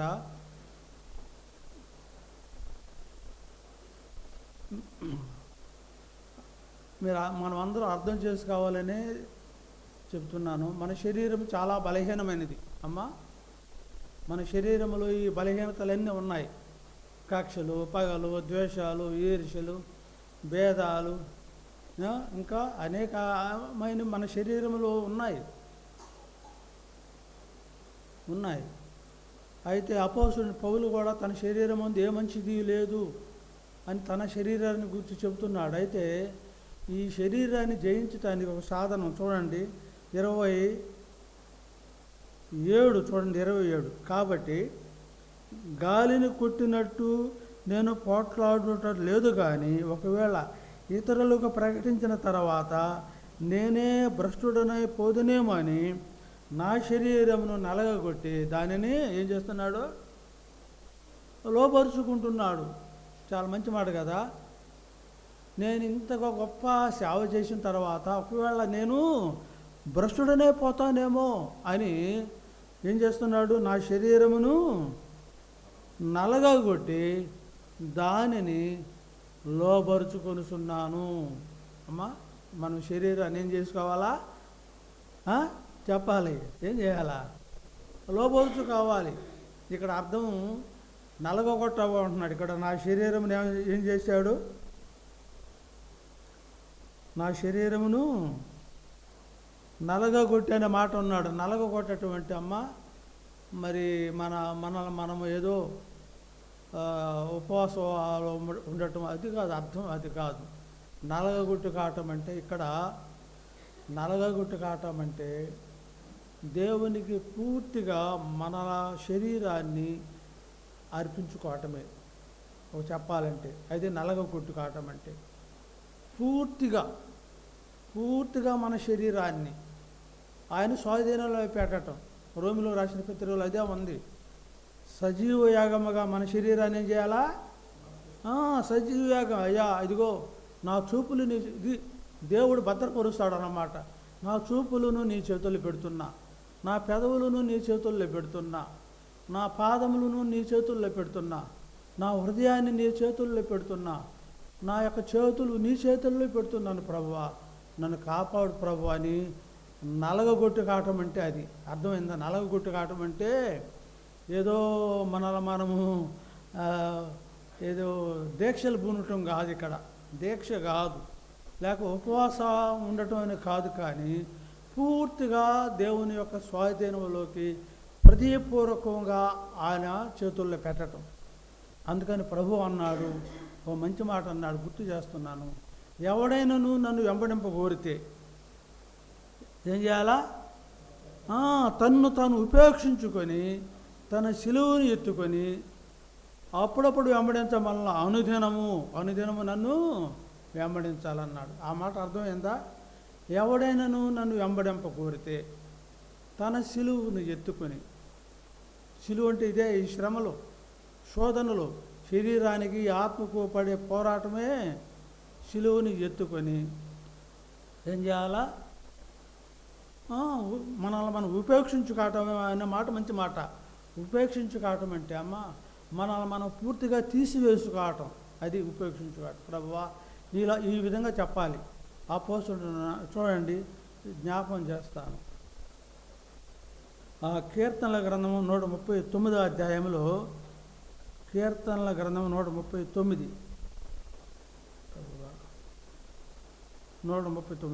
అయ్యా, నువ్వు ముగించే టైం చెప్తే నేను ముగిస్తాను. 139 23వ వచనం చూడండి. దేవా, నన్ను పరిశోధించి నా హృదయమును తెలుసుకొనుము, నన్ను పరీక్షించి నా ఆలోచన తెలుసుకొనుము. నీకు ఆయాసకరమైన మార్గము నా యందున్నదేమో చూడుము, నిత్య మార్గమున నన్ను నడిపింపము. ఇది తన శరీరాన్ని ఏం చేసుకుంటున్నాడు? దేవునికి అప్పచెప్పుకుంటున్నాడు. ఏమని అప్పచెప్పుకుంటున్నాడు? దేవా, నన్ను పరిశోధించు, నా హృదయమును తెలుసుకో, నన్ను పరీక్షించి నా ఆలోచనలు తెలుసుకో. నీకు ఆయాసకరమైన మార్గము నా యందున్నదేమో చూడు. చూసారా? నీకు ఆయాసకరమైనది. మనము కూడా నిత్యము దేవునికి ఆయాసకరమైనది ఏదైనా చేస్తున్నామేమో అని పరీక్ష చేసుకోవాలి. అర్థమైందమ్మా? చేసుకొని ఏం చేయాలి చూడండి. 50వ కీర్తనలో కూడా పోసాడు ఆయన దావీదు అంటున్నాడు. చూడండి 50వ కీర్తనలో 51లో ఇది చూడండి, 7వ వచనము, 51:7. నేను పవిత్రుడు నగునట్లు హిస్సోపుతో నా పాపమును పరిహరింపము. ఒకవేళ ఉన్నదా? మాటల ద్వారా, తలంపుల ద్వారా, ఆలోచనల ద్వారా, లేకపోతే ఇప్పుడు మనం చదువుకున్నామే ద్వేషాలు, కలహాలు, కపటములు, అసూయలు, మత్తతులు, అల్లరితో కూడిన ఆటపాటలు ఏదైనా ఉన్నాయా? ఏం చేయాలి వాటిని? ఇక్కడ దావీదు ఒప్పుకుంటున్నాడు. ఏమని? నేను పవిత్రుడు అగినట్లు హిస్సోపుతో నా పాపమును పరిహరింపము, హిమము కంటే నేను తెల్లగా ఉండినట్లు నన్ను కడుగుము అని అంటున్నాడు. ఉత్సాహ సంతోషములు నాకు వినిపించము. ఈ విధంగా కడుగు ప్రభువా, నన్ను కడుగు. ఇదే నల్లగొట్టు కావటం అంటే. నల్లగొట్టు కావటం అంటే ఇది మన హృదయాన్ని దేవుని చేతుల్లో పెట్టి పరిపూర్ణంగా ఆయన చేత కడగబడటం. ఎప్పుడెప్పుడు కడగబడాలి? ఆదివారానికి ఒకసారి కాదు అమ్మా. ఆదివారం పరీక్ష చేసుకునే సమయం కరెక్ట్ అయితే, కానీ దినదినము దేవునిని మనము సంతోషపెట్టే జీవితాలు మనం జీవించాలి కదా. దినదినము ప్రతి క్షణము దేవునికి ఇష్టమైన జీవితం జీవించడానికి మనం ఆశపడాలి మొదట. ఇక్కడ అందుకనే దావీదు కూడా ప్రతి క్షణము దేవుని సన్నిధికి వచ్చి కడగమని అడిగేవాడు. ప్రభువా, నా పాపమును నీవు అంతరంగంలో సత్యమును కోరుస్తున్నావు. చాలా మంచి మాటలు ఉన్నాయి పైన కూడా. నా అంతరంగంలో నువ్వు సత్యమును కోరుతున్నావు. అంతరంగంలో ఏం కోరుతున్నాడు దేవుడు? సత్యాన్ని కోరుతున్నాడు. నేను పవిత్రుడు అగునట్లుగా హిస్సోపుతో నా పాపమును పరిహరించుము. ఈ విధంగా మనం చదువుకున్న భాగానికి వద్దాం. చూడండి, చాలా శ్రేష్టమైన మాటలు ఉన్నాయి ఇక్కడ. సరే, మనం ఏం చదువుకున్నాము? కొరింథీయులకు రాసిన పత్రిక 2వ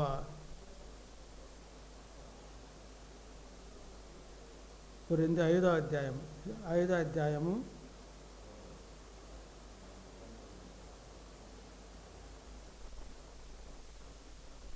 మూలుగుతున్నాము. అమ్మ మూలుగుతున్నామంటే అర్థమైంది కదా, దేనికి మూలుగుతున్నాము? దేవుని కొరకైన ఆశతో మనము ఈ శరీరంలో మనం మూలుగుతున్నాం. మనకు అడ్డపడి ఈ శరీరం ఉన్నది. ఈ శరీరాన్ని ఏం చేయాలి? ప్రభువు పాదాల చెంత ఎప్పటికప్పుడు ప్రతి క్షణం పెట్టి కావాలి. నేను బలహీనురాలను ప్రభువా, నేను అనేక విషయాలలో తగ్గిపోతున్నాను, నీ పట్ల ఆశ తగ్గిపోతుంది, కొన్నిసార్లు నాకు కూడా తగ్గిపోతుంది. కాబట్టి నేను చెబుతున్నా, అయ్యా కొన్నిసార్లు ప్రార్థన చేయలేకపోతున్నాను, కొన్నిసార్లు అయ్యా వాక్యం చదవలేకపోతున్నాను, దేవుని బిడ్డలతో సహవాసం చేయకుండా లోకస్తులతో సహవాసం చేయాలని ఆశ ఉన్నది. టీవీలు ఎన్ని మనల్ని ఆకర్షించేవి, సెల్ ఫోన్లు మనల్ని ఆకర్షించేవి, ఇవన్నీ మనల్ని చెడగొట్టేవి ఈ లోకంలో ఉన్నాయి. ప్రభువా నన్ను జాగ్రత్త పరచు ప్రభు అని ఈ మూలుగుతూ ఉన్నాం అన్నట్టు. పై వాటిని మనం ధరించుకోవాలి. ఒక మాట చూడండి,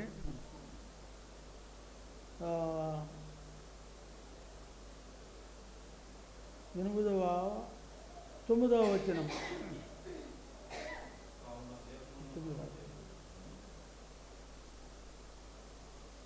9 కాదు, ప్రభువుకి ఇష్టలమై ఉండవాలనే మాట.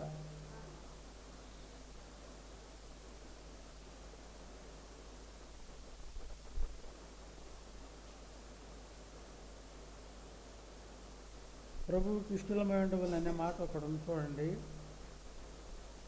ఈ దేహంలో నివసించున్నంతకాలం ప్రభువుకు దూరముగా ఉన్నామని ఎరుగండి ఎల్లప్పుడూ ధైర్యం గలవారమై ఉన్నాము. ఇట్లా ధైర్యం కలిగి ఈ దేహమును విడిచిపెట్టి ప్రభువు నొద్ద నివసించుటకు ఇష్టపడుతున్నాము.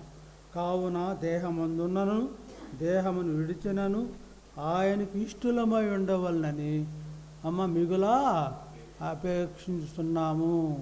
ఎవరికి ఇష్టముగా జీవించాలా? మన కోరికలు వేరు. అపోస్తలుడైన పౌలు లోక సంబంధమైన ఆధిక్యతలు చాలా కలిగి ఉన్నాడు. అపోస్తలుడైన పౌలు విషయం చెప్తున్నా. లోక సంబంధమైన ఎన్నో ఆధిక్యతలు ఉన్నాయి చెప్పాడు ఫిలిప్పీలకు రాసిన పత్రికలో. నాకు ఎన్నో ఆధిక్యతలు ఉన్నాయి, శరీరీతిగా అతిశయించటానికి నాకు ఎన్నో ఉన్నాయి. కానీ నేను ఎలాగైనా దేవుడిని సంతోషపెట్టవాలని ఏం చేస్తున్నాడో చూడండి. ఫిలిప్పీలకు రాసిన పత్రిక 3 చాలా శ్రేష్టమైన మాట మనకి జ్ఞాపకం చేస్తున్నాడు ప్రభువు. ఫిలిప్పీలకు రాసిన పత్రిక 3వ అధ్యాయం 7 నుండి చదువుతున్నాను. అయినను ఏవేవి నాకు లాభకరముల ఉండునో వాటిని క్రీస్తు నిమిత్తము నష్టముగా ఎంచుకుంటుని. ఏవేవి లోకరీత్యా మనం అనేక లాభాలు ఉన్నాయి. లోకం కొరకు చూస్తే లాభాలే. ఒక అబద్ధం ఆడితే ఒక 1000 రూపాయలు రావచ్చు. ఏవేవి లాభకరముల ఉండునో వాటిని ఏం చేస్తున్నాడు అపోస్తలుడైన పౌలు? క్రీస్తు నిమిత్తము నష్టముగా ఎంచుకుంటుని. తర్వాత నిశ్చయముగా నా ప్రభువైన యేసుక్రీస్తుని గూర్చిన అతి శ్రేష్టమైన జ్ఞానము నిమిత్తము సమస్తమును నష్టముగా ఎంచుకున్నాను. ఇక్కడ చాలా మాటలు ఉన్నాయి, అవన్నీ కూడా అవసరం లేదు. ఇక్కడ ఒక మాట ఏంటంటే క్రీస్తుని గూర్చిన అతి శ్రేష్టమైన జ్ఞానం నాకు కావాలి. అర్థమైందమ్మా? అతి శ్రేష్టమైన జ్ఞానం అంటే అనుభవం. మన దేవుని కూర్చొని మనకు అనుభవం కావాలి. అనుభవం కావాలో వద్దా? మన దేవుని గురించి మనము అనుభవపూర్వకంగా చెప్పాలని వాక్యమే చెబుతుంది. వాక్యంలో అలా రాయబడి ఉంది. మనుషులందరూ రక్షణ పొంది క్రీస్తుని కూర్చున్న అనుభవ జ్ఞానం కలిగి ఉండవాలని దేవుడు ఎంచుతున్నాడు. క్రీస్తు నమ్మటమే కాదు, క్రీస్తుని కూర్చున్న అనుభవ జ్ఞానం. అర్థమైందా? 92లో అనుకుంటాను, నీతిమంతులు కర్చోర వృక్షం వల్ల మోవేదురు, లెబానోను మీద దేవదారు వృక్షం వల్ల ఎదుగుదురు అంటూ నా దేవుడు యథార్థవంతుడనియు ఆయన ఏంది ఏ చెడుతనము లేదనియు ప్రసిద్ధి చేయుటకై వారు ముసలితనమందు చిగురు పెట్టుసుందురు, సారము కలిగి పచ్చగా ఉందరు. అర్థమవుతుంది ఈ మాటలో? అనుభవం. మన దేవుని గురించి మనం అనుభవం ఉండాలా వద్దా? అనుభవం అంటే మన దేవుడు మనకి అనుభవంలోకి రావాలి. అనుభవం అనే మాట చాలా మంచి మాట. ఈ అనుభవానికి మనం కొన్ని ఇద్దరు స్నేహితులు కొత్తగా పరిచయం అయ్యారు. వారు ఎవరో అంతకుముందు ఎవరో వారికి తెలియదు. ఇద్దరు ఒకటే అయిన తర్వాత కొన్ని గంటల తరబడి కూర్చొని మాట్లాడినప్పుడు ఒకరికొకరు అర్థం చేసుకున్న తర్వాత వారి హృదయాలను పంచుకున్నప్పుడు వారు ఏమయ్యేప్పుడు ఒక అనుభవంలోకి వచ్చేసారు. ఇది ఎంత మంచివాడని వాడు అనుకున్నాడు, ఈడు ఎంత మంచివాడని ఈడు అనుకున్నాడు. చూసారా? అలాగే భార్య భర్తల మధ్య అనుభవం ఎంతో కొత్త వాళ్ళే. ఇప్పుడు ఏకమైన తర్వాత అనుభవం ఉందా లేదా? పిల్లలు అనుభవం. ఇక్కడ అనుభవం అనే మాట మనకు మంచి మాట. బైబిల్ అంతా చెప్పేది అదే. యెహోవాను గురించిన జ్ఞానం లేక దేశం అల్లాడుతూ ఉంది. దేవుని గురించిన అనుభవ జ్ఞానం లేక. కాబట్టి ప్రేమని వాళ్ళ దేవుని బిడ్డలమైన మనం కూడా దేవుని గురించిన అనుభవ జ్ఞానం కలిగి ఉండాలంటే మనం ఏం చేయాలి చెప్పండి? మీరు చెప్పండి. దేవుని సన్నిధిలో దేవునితో సహవాసం చేయాలి. అది మనం ఎవరితో చేయాలి? మనుషులతో కాదు, దేవునితో సహవాసం. మనం వ్యక్తిగతంగా ఉండొచ్చు, కుటుంబంతో ఉండవచ్చు, ఇట్లా దేవునితో సహవాసం అనుభవంతో దేవుని గురించి అనుభవ జ్ఞానం మనం కలిగి ఉండాలి. అదే అపోస్తలుడైన పౌలు అంటున్నాడు ఇక్కడ, క్రీస్తుని గురించిన అతి శ్రేష్టమైన జ్ఞానము నిమిత్తము నేనేం చేశాను? సమస్తమును నష్టముగా దేవునికి ఇష్టం కానీ మనలో ఉన్నాయనుకో, ఆయన మనతో సహవాసం చేస్తాడా? దేవుడికి ఇష్టం కానీ కొన్ని పాపాలు మనలో ఉన్నాయి. అయ్యా నీ సహవాసం నాకు కావాలంటే దేవుడు ఏమంటాడు చెప్పండి? నీ సహవాసం నాకు అక్కర్లేదు అంటాడు. అవునా కాదా? నువ్వు నాతో సహవాసం చేయగోరితే ఎలా ఉండాలి? నా క్షమాపణ, నా ప్రేమను అనుభవించాలంటే నిత్యము నీ పాదాలు కడగాల్సిందే అంటాడు. అర్థమైందా? నీ పాదాలు నేను కడగాల్సిందే నిత్యము. కాళ్ళు కడుక్కున్నవాడు లోపలికి వచ్చారు శిష్యులు. వచ్చిన తర్వాత ప్రభు ఏం చేశాడు? మరి భోజన పంక్తిలో నుండి లేచి త్రువాలు మరి కట్టుకొని ఏం చేశాడు? పాదాలు కడుగుతున్నాడా లేదా? పేదల దగ్గరికి వచ్చినప్పుడు ఏమంటున్నాడు? పాదాలు కడుగుతానంటే ఏమన్నాడు? పేతురేమన్నాడు చెప్పండి? నా పాదాలు కడగడం లేదు అన్నాడు. నా పాదాలు కడగదు, ఇప్పుడే నేను కడుక్కొని వచ్చాను అన్నాడు. ఇప్పుడే లోపలికి వచ్చేటప్పుడు కడుక్కొని వచ్చాను అన్నాడు. అయితే అక్కడి నుండి ఇక్కడికి వచ్చేసరికి ఎంత మురికి అవుతుంది? అదిగో వాటిని కూడా నేను కడగటానికి ఇష్టపడుతున్నా. నేను కడగని ఎడలా నాతో నీకు పాలు లేదు అన్నాడు. అర్థమైంది మాటలో? అనగా మనం చాలా జాగ్రత్త పడి దేవునితో సహవాసం చేయాలి అని మనం హెచ్చరిక పొందుతున్నాం. కాబట్టి ప్రేమను వాళ్ళ ఇక్కడ మనం ఆ మాటలు చదువుకుంటున్నాం. సరే, దేవునికి ఇష్టమైన జీవితం జీవించాలంటే ఇక్కడ కొన్ని మాటలు ఏంటంటే చూడండి, దేవునికి ఇష్టమైన జీవితం జీవించాలంటే మనకు అసాధ్యమే నేను అనుకుంటున్నాను. కానీ దేవుని ఆత్మ మనలో ఉన్నాడు అనేది మనం గ్రహించాలి. మొదట అయ్యా దేవుని ఆత్మ మనలో ఉన్నాడు కదా. కాబట్టి ఎఫెసీయులకు రాసిన పత్రికలో మనం చూసాము, దేవుని పరిశుద్ధాత్మను దుఃఖపరచకుడి అని ఉంది. అర్థమైందా? దేవుని పరిశుద్ధాత్మను దుఃఖపరచకుడి అనే మాట ఉంది. దుఃఖపరచకుడి అంటే దాని అర్థం ఏంటి చెప్పండి? దుఃఖపరచడం అంటే దేవుడు మనకి అమూల్యమైనటువంటి జీవితాన్ని ఇచ్చాడు, క్షేమాన్ని ఇచ్చాడు, అన్నీ ఇచ్చాడు. అయితే దేవుని కొరకు జీవించే విషయంలో మనం వెనకబడిపోతూ ఉంటే దేవుడు ఏం దుఃఖపడతాడా లేదా? మన పిల్లలు ఉన్నారమ్మా, వారి విషయంలో మనకి ఎంతో మంచి ఆలోచనలు ఉన్నాయి. మంచిగా చదివించుకొని గొప్ప వాళ్ళని చేయాలని ఆశ ఉన్నది, మనలో అయితే ఉన్నది. అయితే వాడేం చేస్తున్నాడు? పొద్దుగులు గాలికి తిరిగి వస్తూ ఉంటుంటాడు. వచ్చినప్పుడు ఆ తల్లిదండ్రులకి ఎంత బాధ ఉంటుంది చెప్పండి? ఎంత బాధ ఉంటుంది కదా. అయితే దుఃఖ పెట్టడం అంటే అదే తండ్రి యొక్క ఉద్దేశాన్ని బిడ్డ నెరవేర్చినప్పుడు దేవుడు కూడా మన విషయంలో దుఃఖపడతా ఉంటుంటాడు. అయ్యో బైబిల్ చదవలేదా నా బిడ్డలు, ప్రార్థన చేయటం లేదా నా బిడ్డలు, తగినంత సమయాన్ని నాకు ఇవ్వటం లేదా నా బిడ్డలు, శుద్ధి చేసుకున్న హృదయం లేదే నా బిడ్డలలో. అర్థమైందా? మనం ఎప్పుడు శుద్ధి చేసుకుంటూ ఉండాలి. నా కొరకు ఆశ కలిగినటువంటి మరి మనసు లేదే బిడ్డలలో అని దేవుడు ఆలోచన చేయడం మన విషయం మనకు మంచి సంకల్పం ఉంది. దేవుడు మన పట్ల దేవునికి మంచి సంకల్పం ఉందని రాయబడి ఉంది వాక్యంలో. అర్థమైందా? ప్రతి ఒక్కరి పట్ల దేవునికి మంచి సంకల్పం ఉన్నది. కానీ దేవుని సంకల్పాన్ని మనం ఏం చేస్తున్నాం? పక్కన పెడుతున్నాం. కాబట్టి మన విషయంలో ఆయన దుఃఖపడతా ఉంటుంటాడు. దేవుని దుఃఖపెడితే అంత బాధ కదా. నేను విషయం చెప్పమంటావా?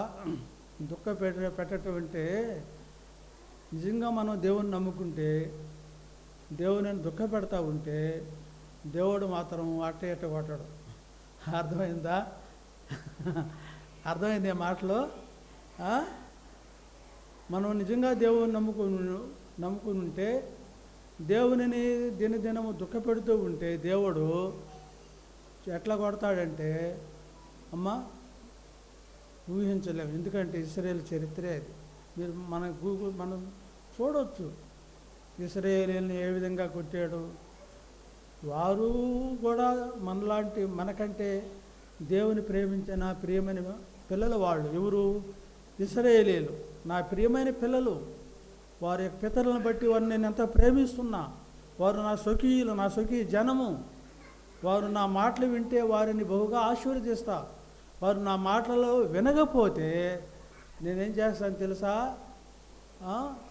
ఎన్నో శాపాలు పెట్టాడు దేవుడు.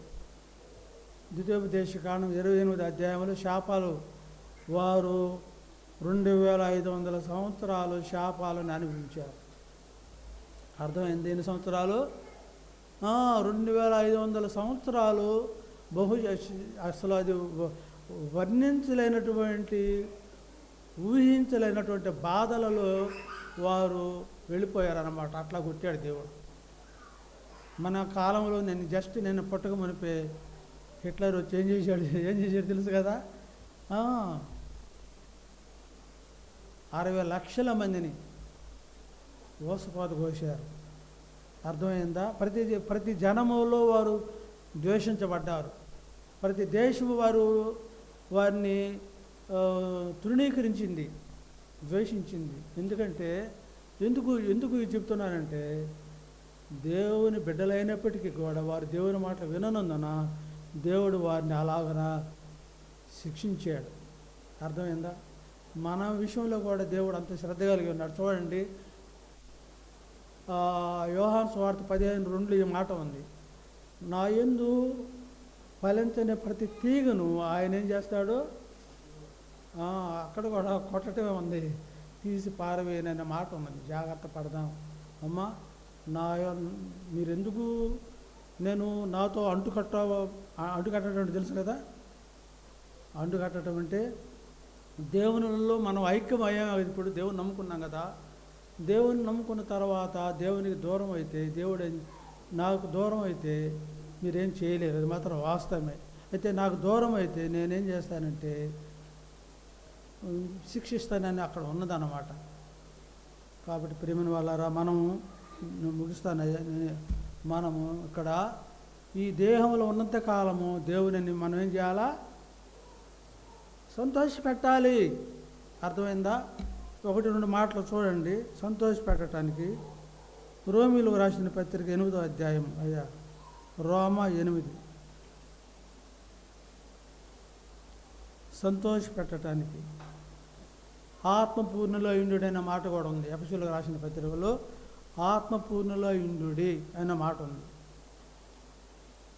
కాబట్టి ఇక్కడ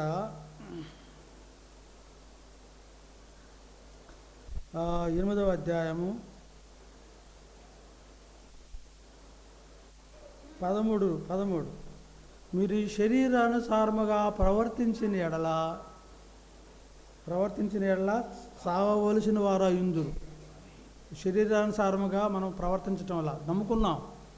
శరీర సంబంధాలు వేరు, వారు అందులో మునిగి తేలుతూ ఉన్నారు. వారు చనిపోతారు. దేవుని ఉగ్రత వారి మీద ఉంది. మనమైతే దేవునిని నమ్ముకున్నాం. నమ్ముకున్నప్పటికీ కూడా ఏమంటాడు, బలహీనమైన శరీరంలో ఉన్నాం కనుక జాగ్రత్త పడదామని హెచ్చరిక ఇప్పుడు దాకా చెప్పాము, జాగ్రత్త పడదాం. అయితే ఆత్మశాత శరీర క్రియలను సంపిన ఎడల జీవించెదరు. ఎవరు సహాయపడుతున్నారు ఇప్పుడు? ఎవరు? ఆత్మశాత శరీర క్రియలను ఏం చేయాలా?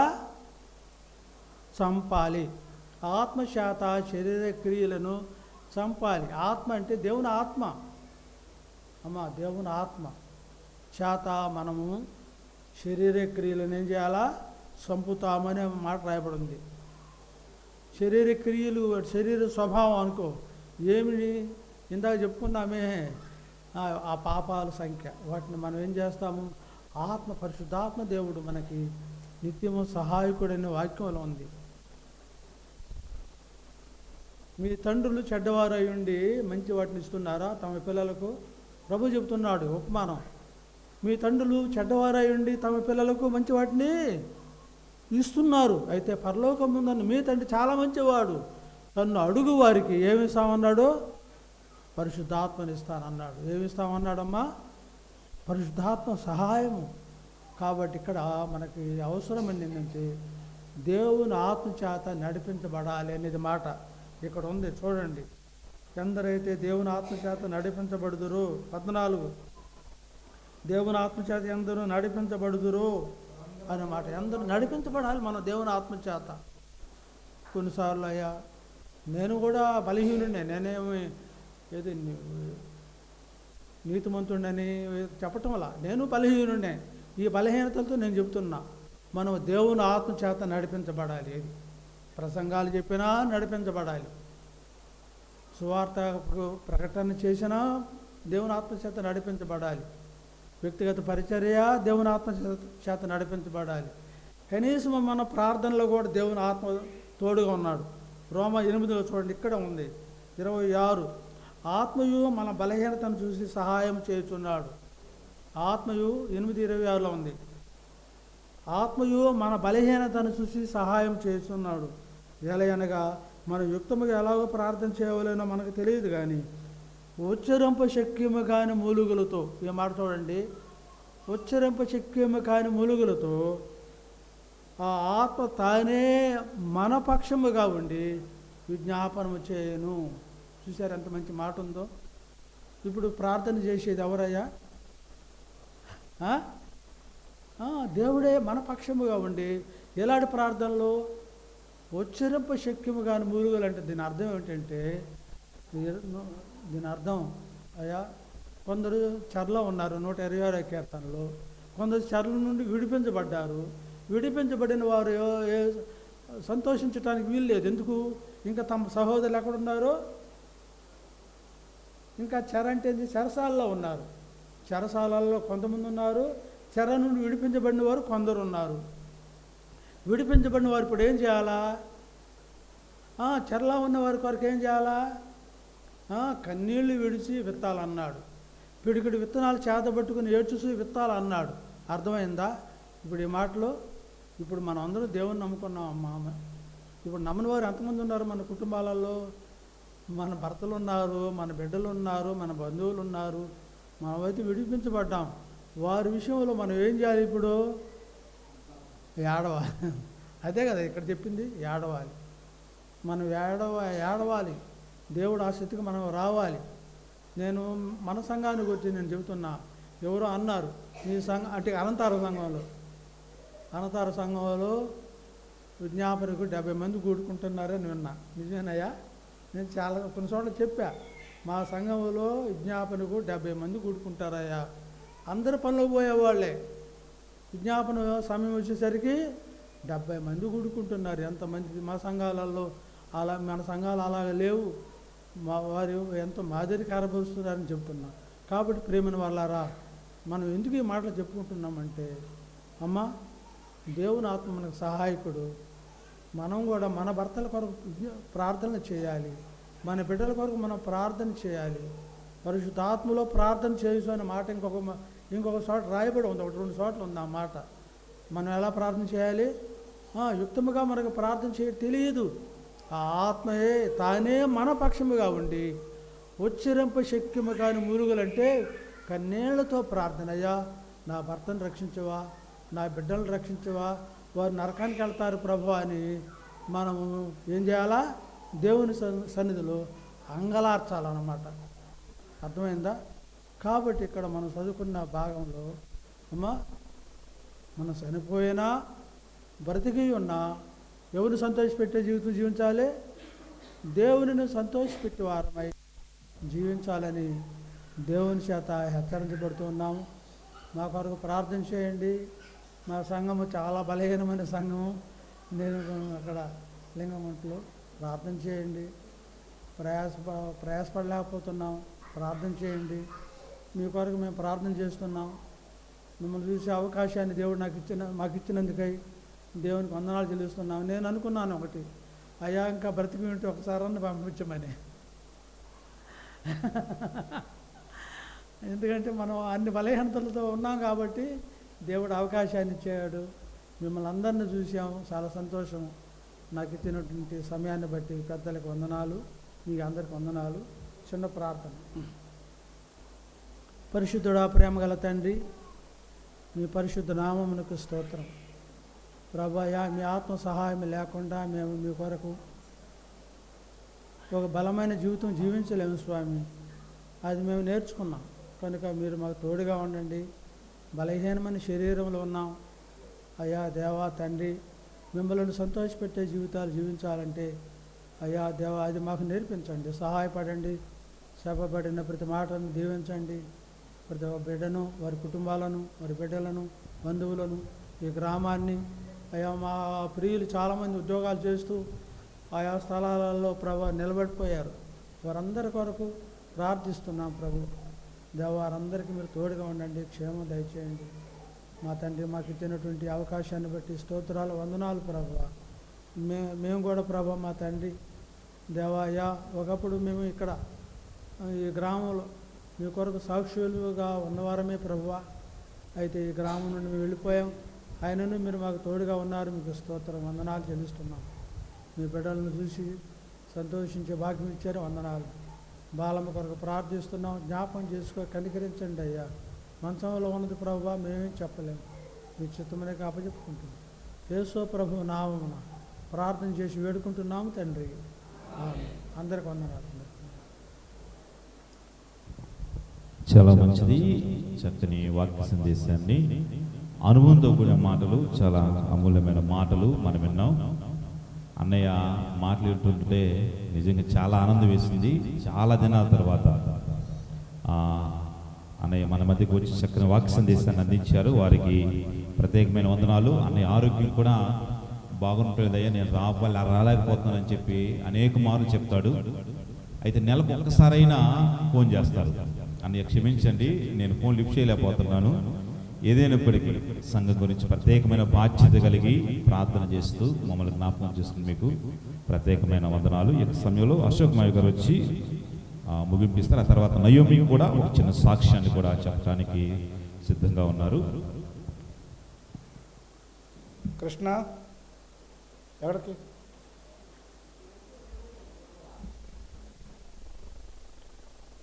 దయచేసి వాక్యం చెబుతున్నప్పుడు లేవడం కానీ నవ్వడం కానీ దయచేసి చేయగాకండి. అవసరమైతే ఒక బాటిల్తో తెచ్చుకోండి. అర్థమవుతుందా? ఇది క్రమం కాదు, ఇది పద్ధతి కాదు. అంత చక్కని వాక్యాన్ని, ఆత్మ సంబంధమైన వాక్యాన్ని చెబుతున్నప్పుడు అది మంచి పద్ధతి కానే కాదు. దయచేసి మానుకోండి. పెళ్ళికి పోయినప్పుడు ఎవరు చెప్తున్నారు నీకు? ఒక 2 గంటల సేపు కూర్చోలేకపోతే ఎలా? అది కుర్రోళ్ళు.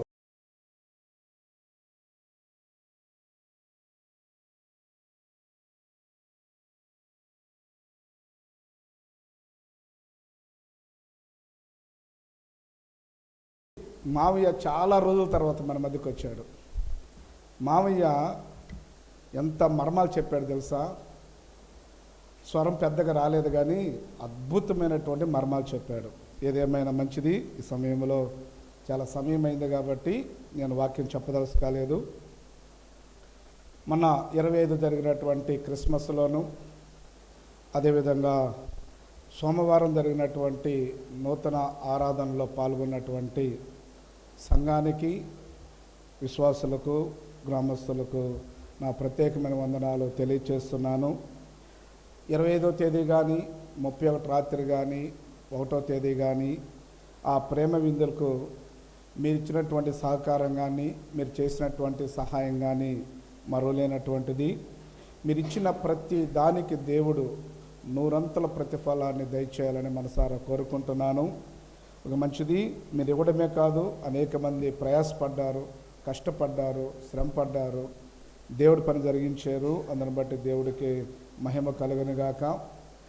మనము పాస్టర్ గారు మా అందరం కూర్చున్న తర్వాత మనకున్నటువంటి ముందున్నటువంటి ఖర్చు చాలా ఎక్కువగా ఉన్నప్పటికీ ఈ 25 జనవరి 1వ తేదీకి మనకు వచ్చినటువంటి డబ్బులు 91,000 రూపాయలు మనకు వచ్చింది. కానీ మనకైనటువంటి ఖర్చు 1,05,000 రూపాయలు అయింది. 1,05,000, ఇంకా 15,000 రూపాయలు బాకీ ఉంది. ఇంకా 15,000 రూపాయలు అవసరం ఉంది. కొద్ది పనులు చేయించడం జరిగింది. ఆ పనులు బట్టి కొద్దిగా ఎక్కువ ఖర్చు అయింది. మనం ఆశించిన దానికన్నా చాలా ఖర్చు అయింది. ఎందుకంటే పనికని దిగితే మనందరూ తెలిసిందే కదా, అనుకున్న దానికన్నా ఎక్కువైంది. ఒక 15,000 రూపాయలు ఖర్చు బాకీ ఉంది. దాని కొరకు ప్రార్థన చేయండి. మేము కూడా ప్రార్థన చేస్తున్నాం. ఒక 5-6 రోజుల్లో ఆ బాకీని కూడా మనము తీర్చాల్సి ఉంది కాబట్టి దాని కొరకు ప్రార్థన చేయాలని మనం చేస్తూ ఉన్నాం. అయితే ఈరోజు శ్యామ్ గారు వాళ్ళ అమ్మను బట్టి కొంత ఇబ్బందికరమైన పరిస్థితులు ఉండటాన్ని బట్టి లెక్కలు చెప్పలేకపోయాం. వచ్చే వారం అందరూ వస్తారు కాబట్టి మీకు ఏమేమి ఖర్చు అయింది, ఎంత ఖర్చు అయింది అన్నది లెక్కలతో సహా మీకు పేపర్ ఇవ్వబడుతుంది. మీరు ఆ పేపర్ మీరు చూసుకోవచ్చు. మనకి ఇంకా 15,000 రూపాయలు ఖర్చు ఉంది కాబట్టి, బాకీ ఉంది కాబట్టి దాని కొరకు ప్రార్థన చేయాలని మనం చేస్తూ ఉన్నాం. ఇది ప్రకటనలు.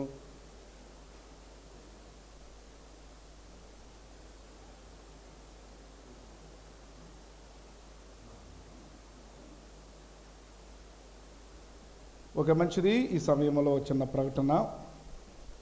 17వ తేదీ జనవరి 17, రేపు బుధవారం కాకుండా వచ్చే బుధవారం మన రాలించనాన రమ్మంటే వాళ్ళ అబ్బాయి వైఎస్ఆర్ వై శ్రీనివాసరావు కరీంనగరు వాళ్ళ కుమారులకి పంచెల ఫంక్షన్.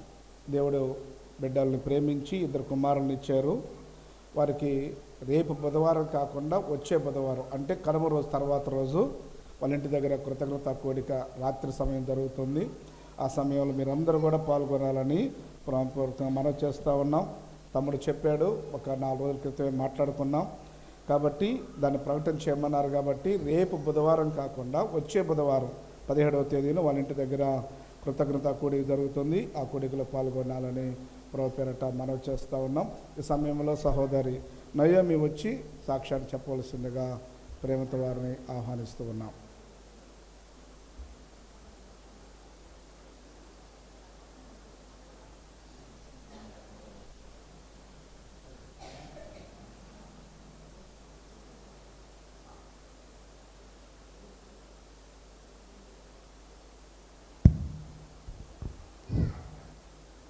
దేవుని నామానికి వందనాలు, మాస్టర్ గారికి నా యొక్క వందనాలు, సంఘానికి నా యొక్క వందనాలు. నా సాక్ష్యం ఏంటంటే, మొన్న 3వ తేదీ ఎద్దుకి ఇంజెక్షన్ చేస్తుంటే దాన్ని ముట్టుకోగానే అసలుకి కాలు మీద బాగా తన్నేసింది. అసలుకి అలా తన్నేగానే నేను అసలు బాగా నొప్పి వచ్చింది. అసలు ఉదయం నేను అసలు లేస్తానో లేవనో అనేసి భయం వేసింది. అసలుకి అంత దెబ్బ తగిలింది. దేవా, నాకు నొప్పి తగ్గిస్తే నేను నీ సన్నిధిలో సాక్ష్యం చెప్పుకుంటానని ప్రేయర్ చేసుకున్నాను. అసలు కనీసం నాకు మామూలుగానే నొప్పి ఉంది, ఎక్కువ నొప్పి కూడా రాలేదు, నొప్పి తగ్గిపోయింది. దేవుడు నన్ను స్వస్థపరిచినందుకు దేవుని నామానికి వందనాలు తెలియజేస్తున్నాను. ఈ గొప్ప సాక్ష్యం దేవుడు దీవించును గాక. ఆమేన్. మంచిదమ్మా. యాక్చువల్గా ఎందుకు సూది ఎందుకు వేస్తుందంటే, అమ్మాయి ఉద్యోగం, అమ్మాయి వెటనరీ డాక్టర్గా సచివాలయం చేస్తుంది. ఆ ఇంజక్షన్ వేసేటప్పుడు ఎత్తు కొట్టింది, లేవలేని అనుకుందేమో మేబీ. దేవుడు మహాకృపను బట్టి చక్కని ఆరోగ్యాన్ని ఇచ్చారు. దేవునికి మహిమ కలుగును గాక.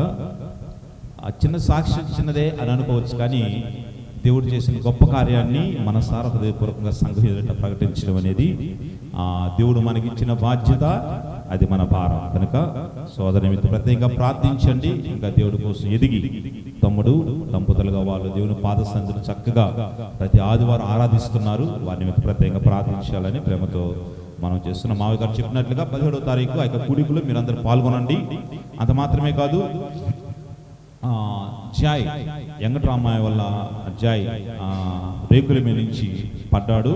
దేవుడు మహాకరుణను బట్టి ఎలాంటి ఆపద జరగలేదు. భయంకరమైన ప్రమాదం. ఆ పైన ఒక 10-15 ఫీట్స్ నుంచి కింద పడ్డాడు. తలక ఏదో పగిలిద్ది అని చెప్పి అనుకున్నారు. ఎలాంటి కాదు, చిన్న ప్యాచ్ అయింది. ఆ పిండి కట్టి వాళ్ళు ఉన్నారు. కనుక ఆ బిడ్డ నిమిత్తం ప్రత్యేకంగా ప్రార్థించాలని ప్రేమతో మనం చేస్తున్నాం. అలాగే మావిగా చెప్పినట్లుగా దైవజనుల నిమిత్తం ప్రత్యేకంగా ప్రార్థించండి. చాలా భయంకరమైన పరిస్థితిలో ఉంది. దైవజనురాల నిమిత్తం ప్రత్యేకంగా మీ అనుదిన ప్రార్థనలు జ్ఞాపకం చేసుకుని దేవుడి చిత్తం ఏమై ఉన్నదో ఇందాక అన్నయ్య వాళ్ళు చూశారు. చాలా అంటే మనం పిలుస్తున్నా కూడా పలకనటువంటి రోజుకు రోజు డిక్రీజ్ అయిపోతుంది పాపం. ఆమె హెల్త్ ఏదైనప్పటికీ దేవుడు తన యొక్క చిత్తాన్ని ఆ బిడ్డ విషయం నెరవేర్చిన విధంగా మీ అనుదిన ప్రార్థనలో ఆ బిడ్డని జ్ఞాపకం చేసుకోవాలని ప్రేమతో మనం చేస్తున్నాం. అంతమా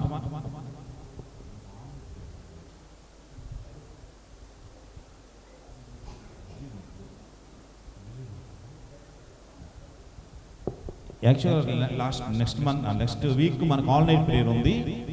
కానీ మీరందరూ భోగి రోజు ఆ ముందు రోజు భయంకరంగా బిజీగా ఉంటారు, పూయల దగ్గర బిజీగా ఉంటారు. కాబట్టి మీరు రాలేరు కోసం మేము రమ్మంటాం కూడా మేము సమంజసం కాదు. కనుక ఆ వారం కాకుండా నెక్స్ట్ వీక్ మనము ఆ యొక్క ఆల్ నైట్ ప్రేయర్ జరుపుకున్నాం. కనుక ప్రతి ఒక్కరు తప్పకుండా చేరావాలని ప్రేమతో మనం చేస్తున్నాం. నెక్స్ట్ వీక్ ఒకసారి పండగ ఏదో ఉందిగా, భోగి రోజు అనుకుంటా, మేబీ భోగి రోజు అని చెప్పి సలిమంటలు కాకపోతే అక్కడే ఉండదు. దేవుని పాస 2 గంటల సేపు మీరు ఉండండి, ఉండొచ్చు.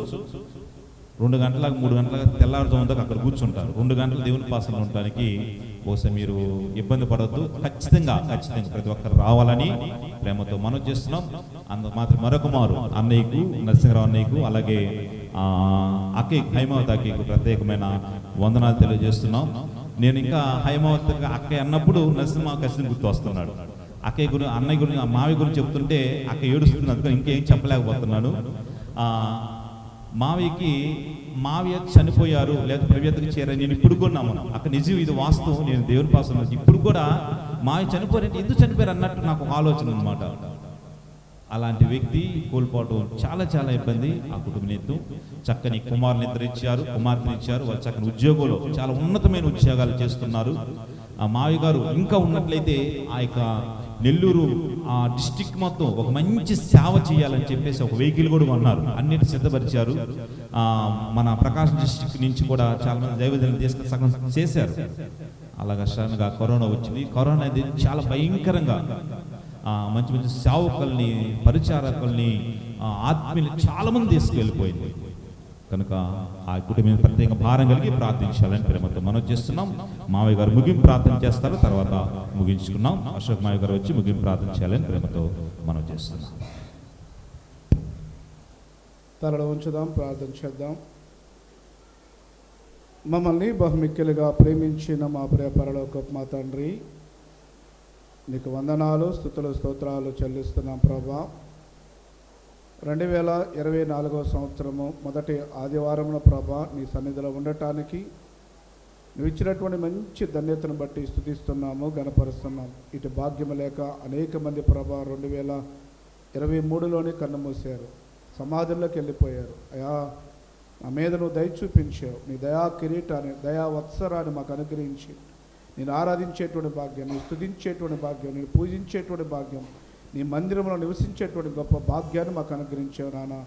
నీకు వందనాలు, స్తుతులు, స్తోత్రాలు చెల్లిస్తున్నాం. పాటల ద్వారా నీ నామాన్ని మహింపరుచుకున్నారు. వాక్య సందేశాల ద్వారా మీరు మాతో మాట్లాడారు. మీరు మహాదేవుడు అని, మహారాజు అని, మహానీయుడు అని, అలాంటి నీవు మా దేవుడు అయ్యేవని ప్రభ మీరు మాతో మాట్లాడారు. రెండవదిగా ప్రభ మామయ్య గారు నిలబెట్టుకుని ప్రభ చక్కని వాక్య సందేశాన్ని, ఆత్మ సంబంధమైన వాక్య సందేశాన్ని మీరు మాకు వినిపించారు నాన్న.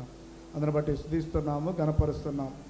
మామయ్య గారికి ప్రభ ఇంకా చక్కని ఆరోగ్యాన్ని, ఆయుష్ను, బలమును, శక్తిని అనుగ్రహించమని ప్రార్థన చేస్తున్నాం. అనేక సంఘాలు నిలబడి నీ మాటలు వినిపిస్తూ ఉండగా ఇంకా ఆత్మపూర్ణుడిగా నిలబెట్టుకోమని ప్రార్థన చేస్తున్నాం.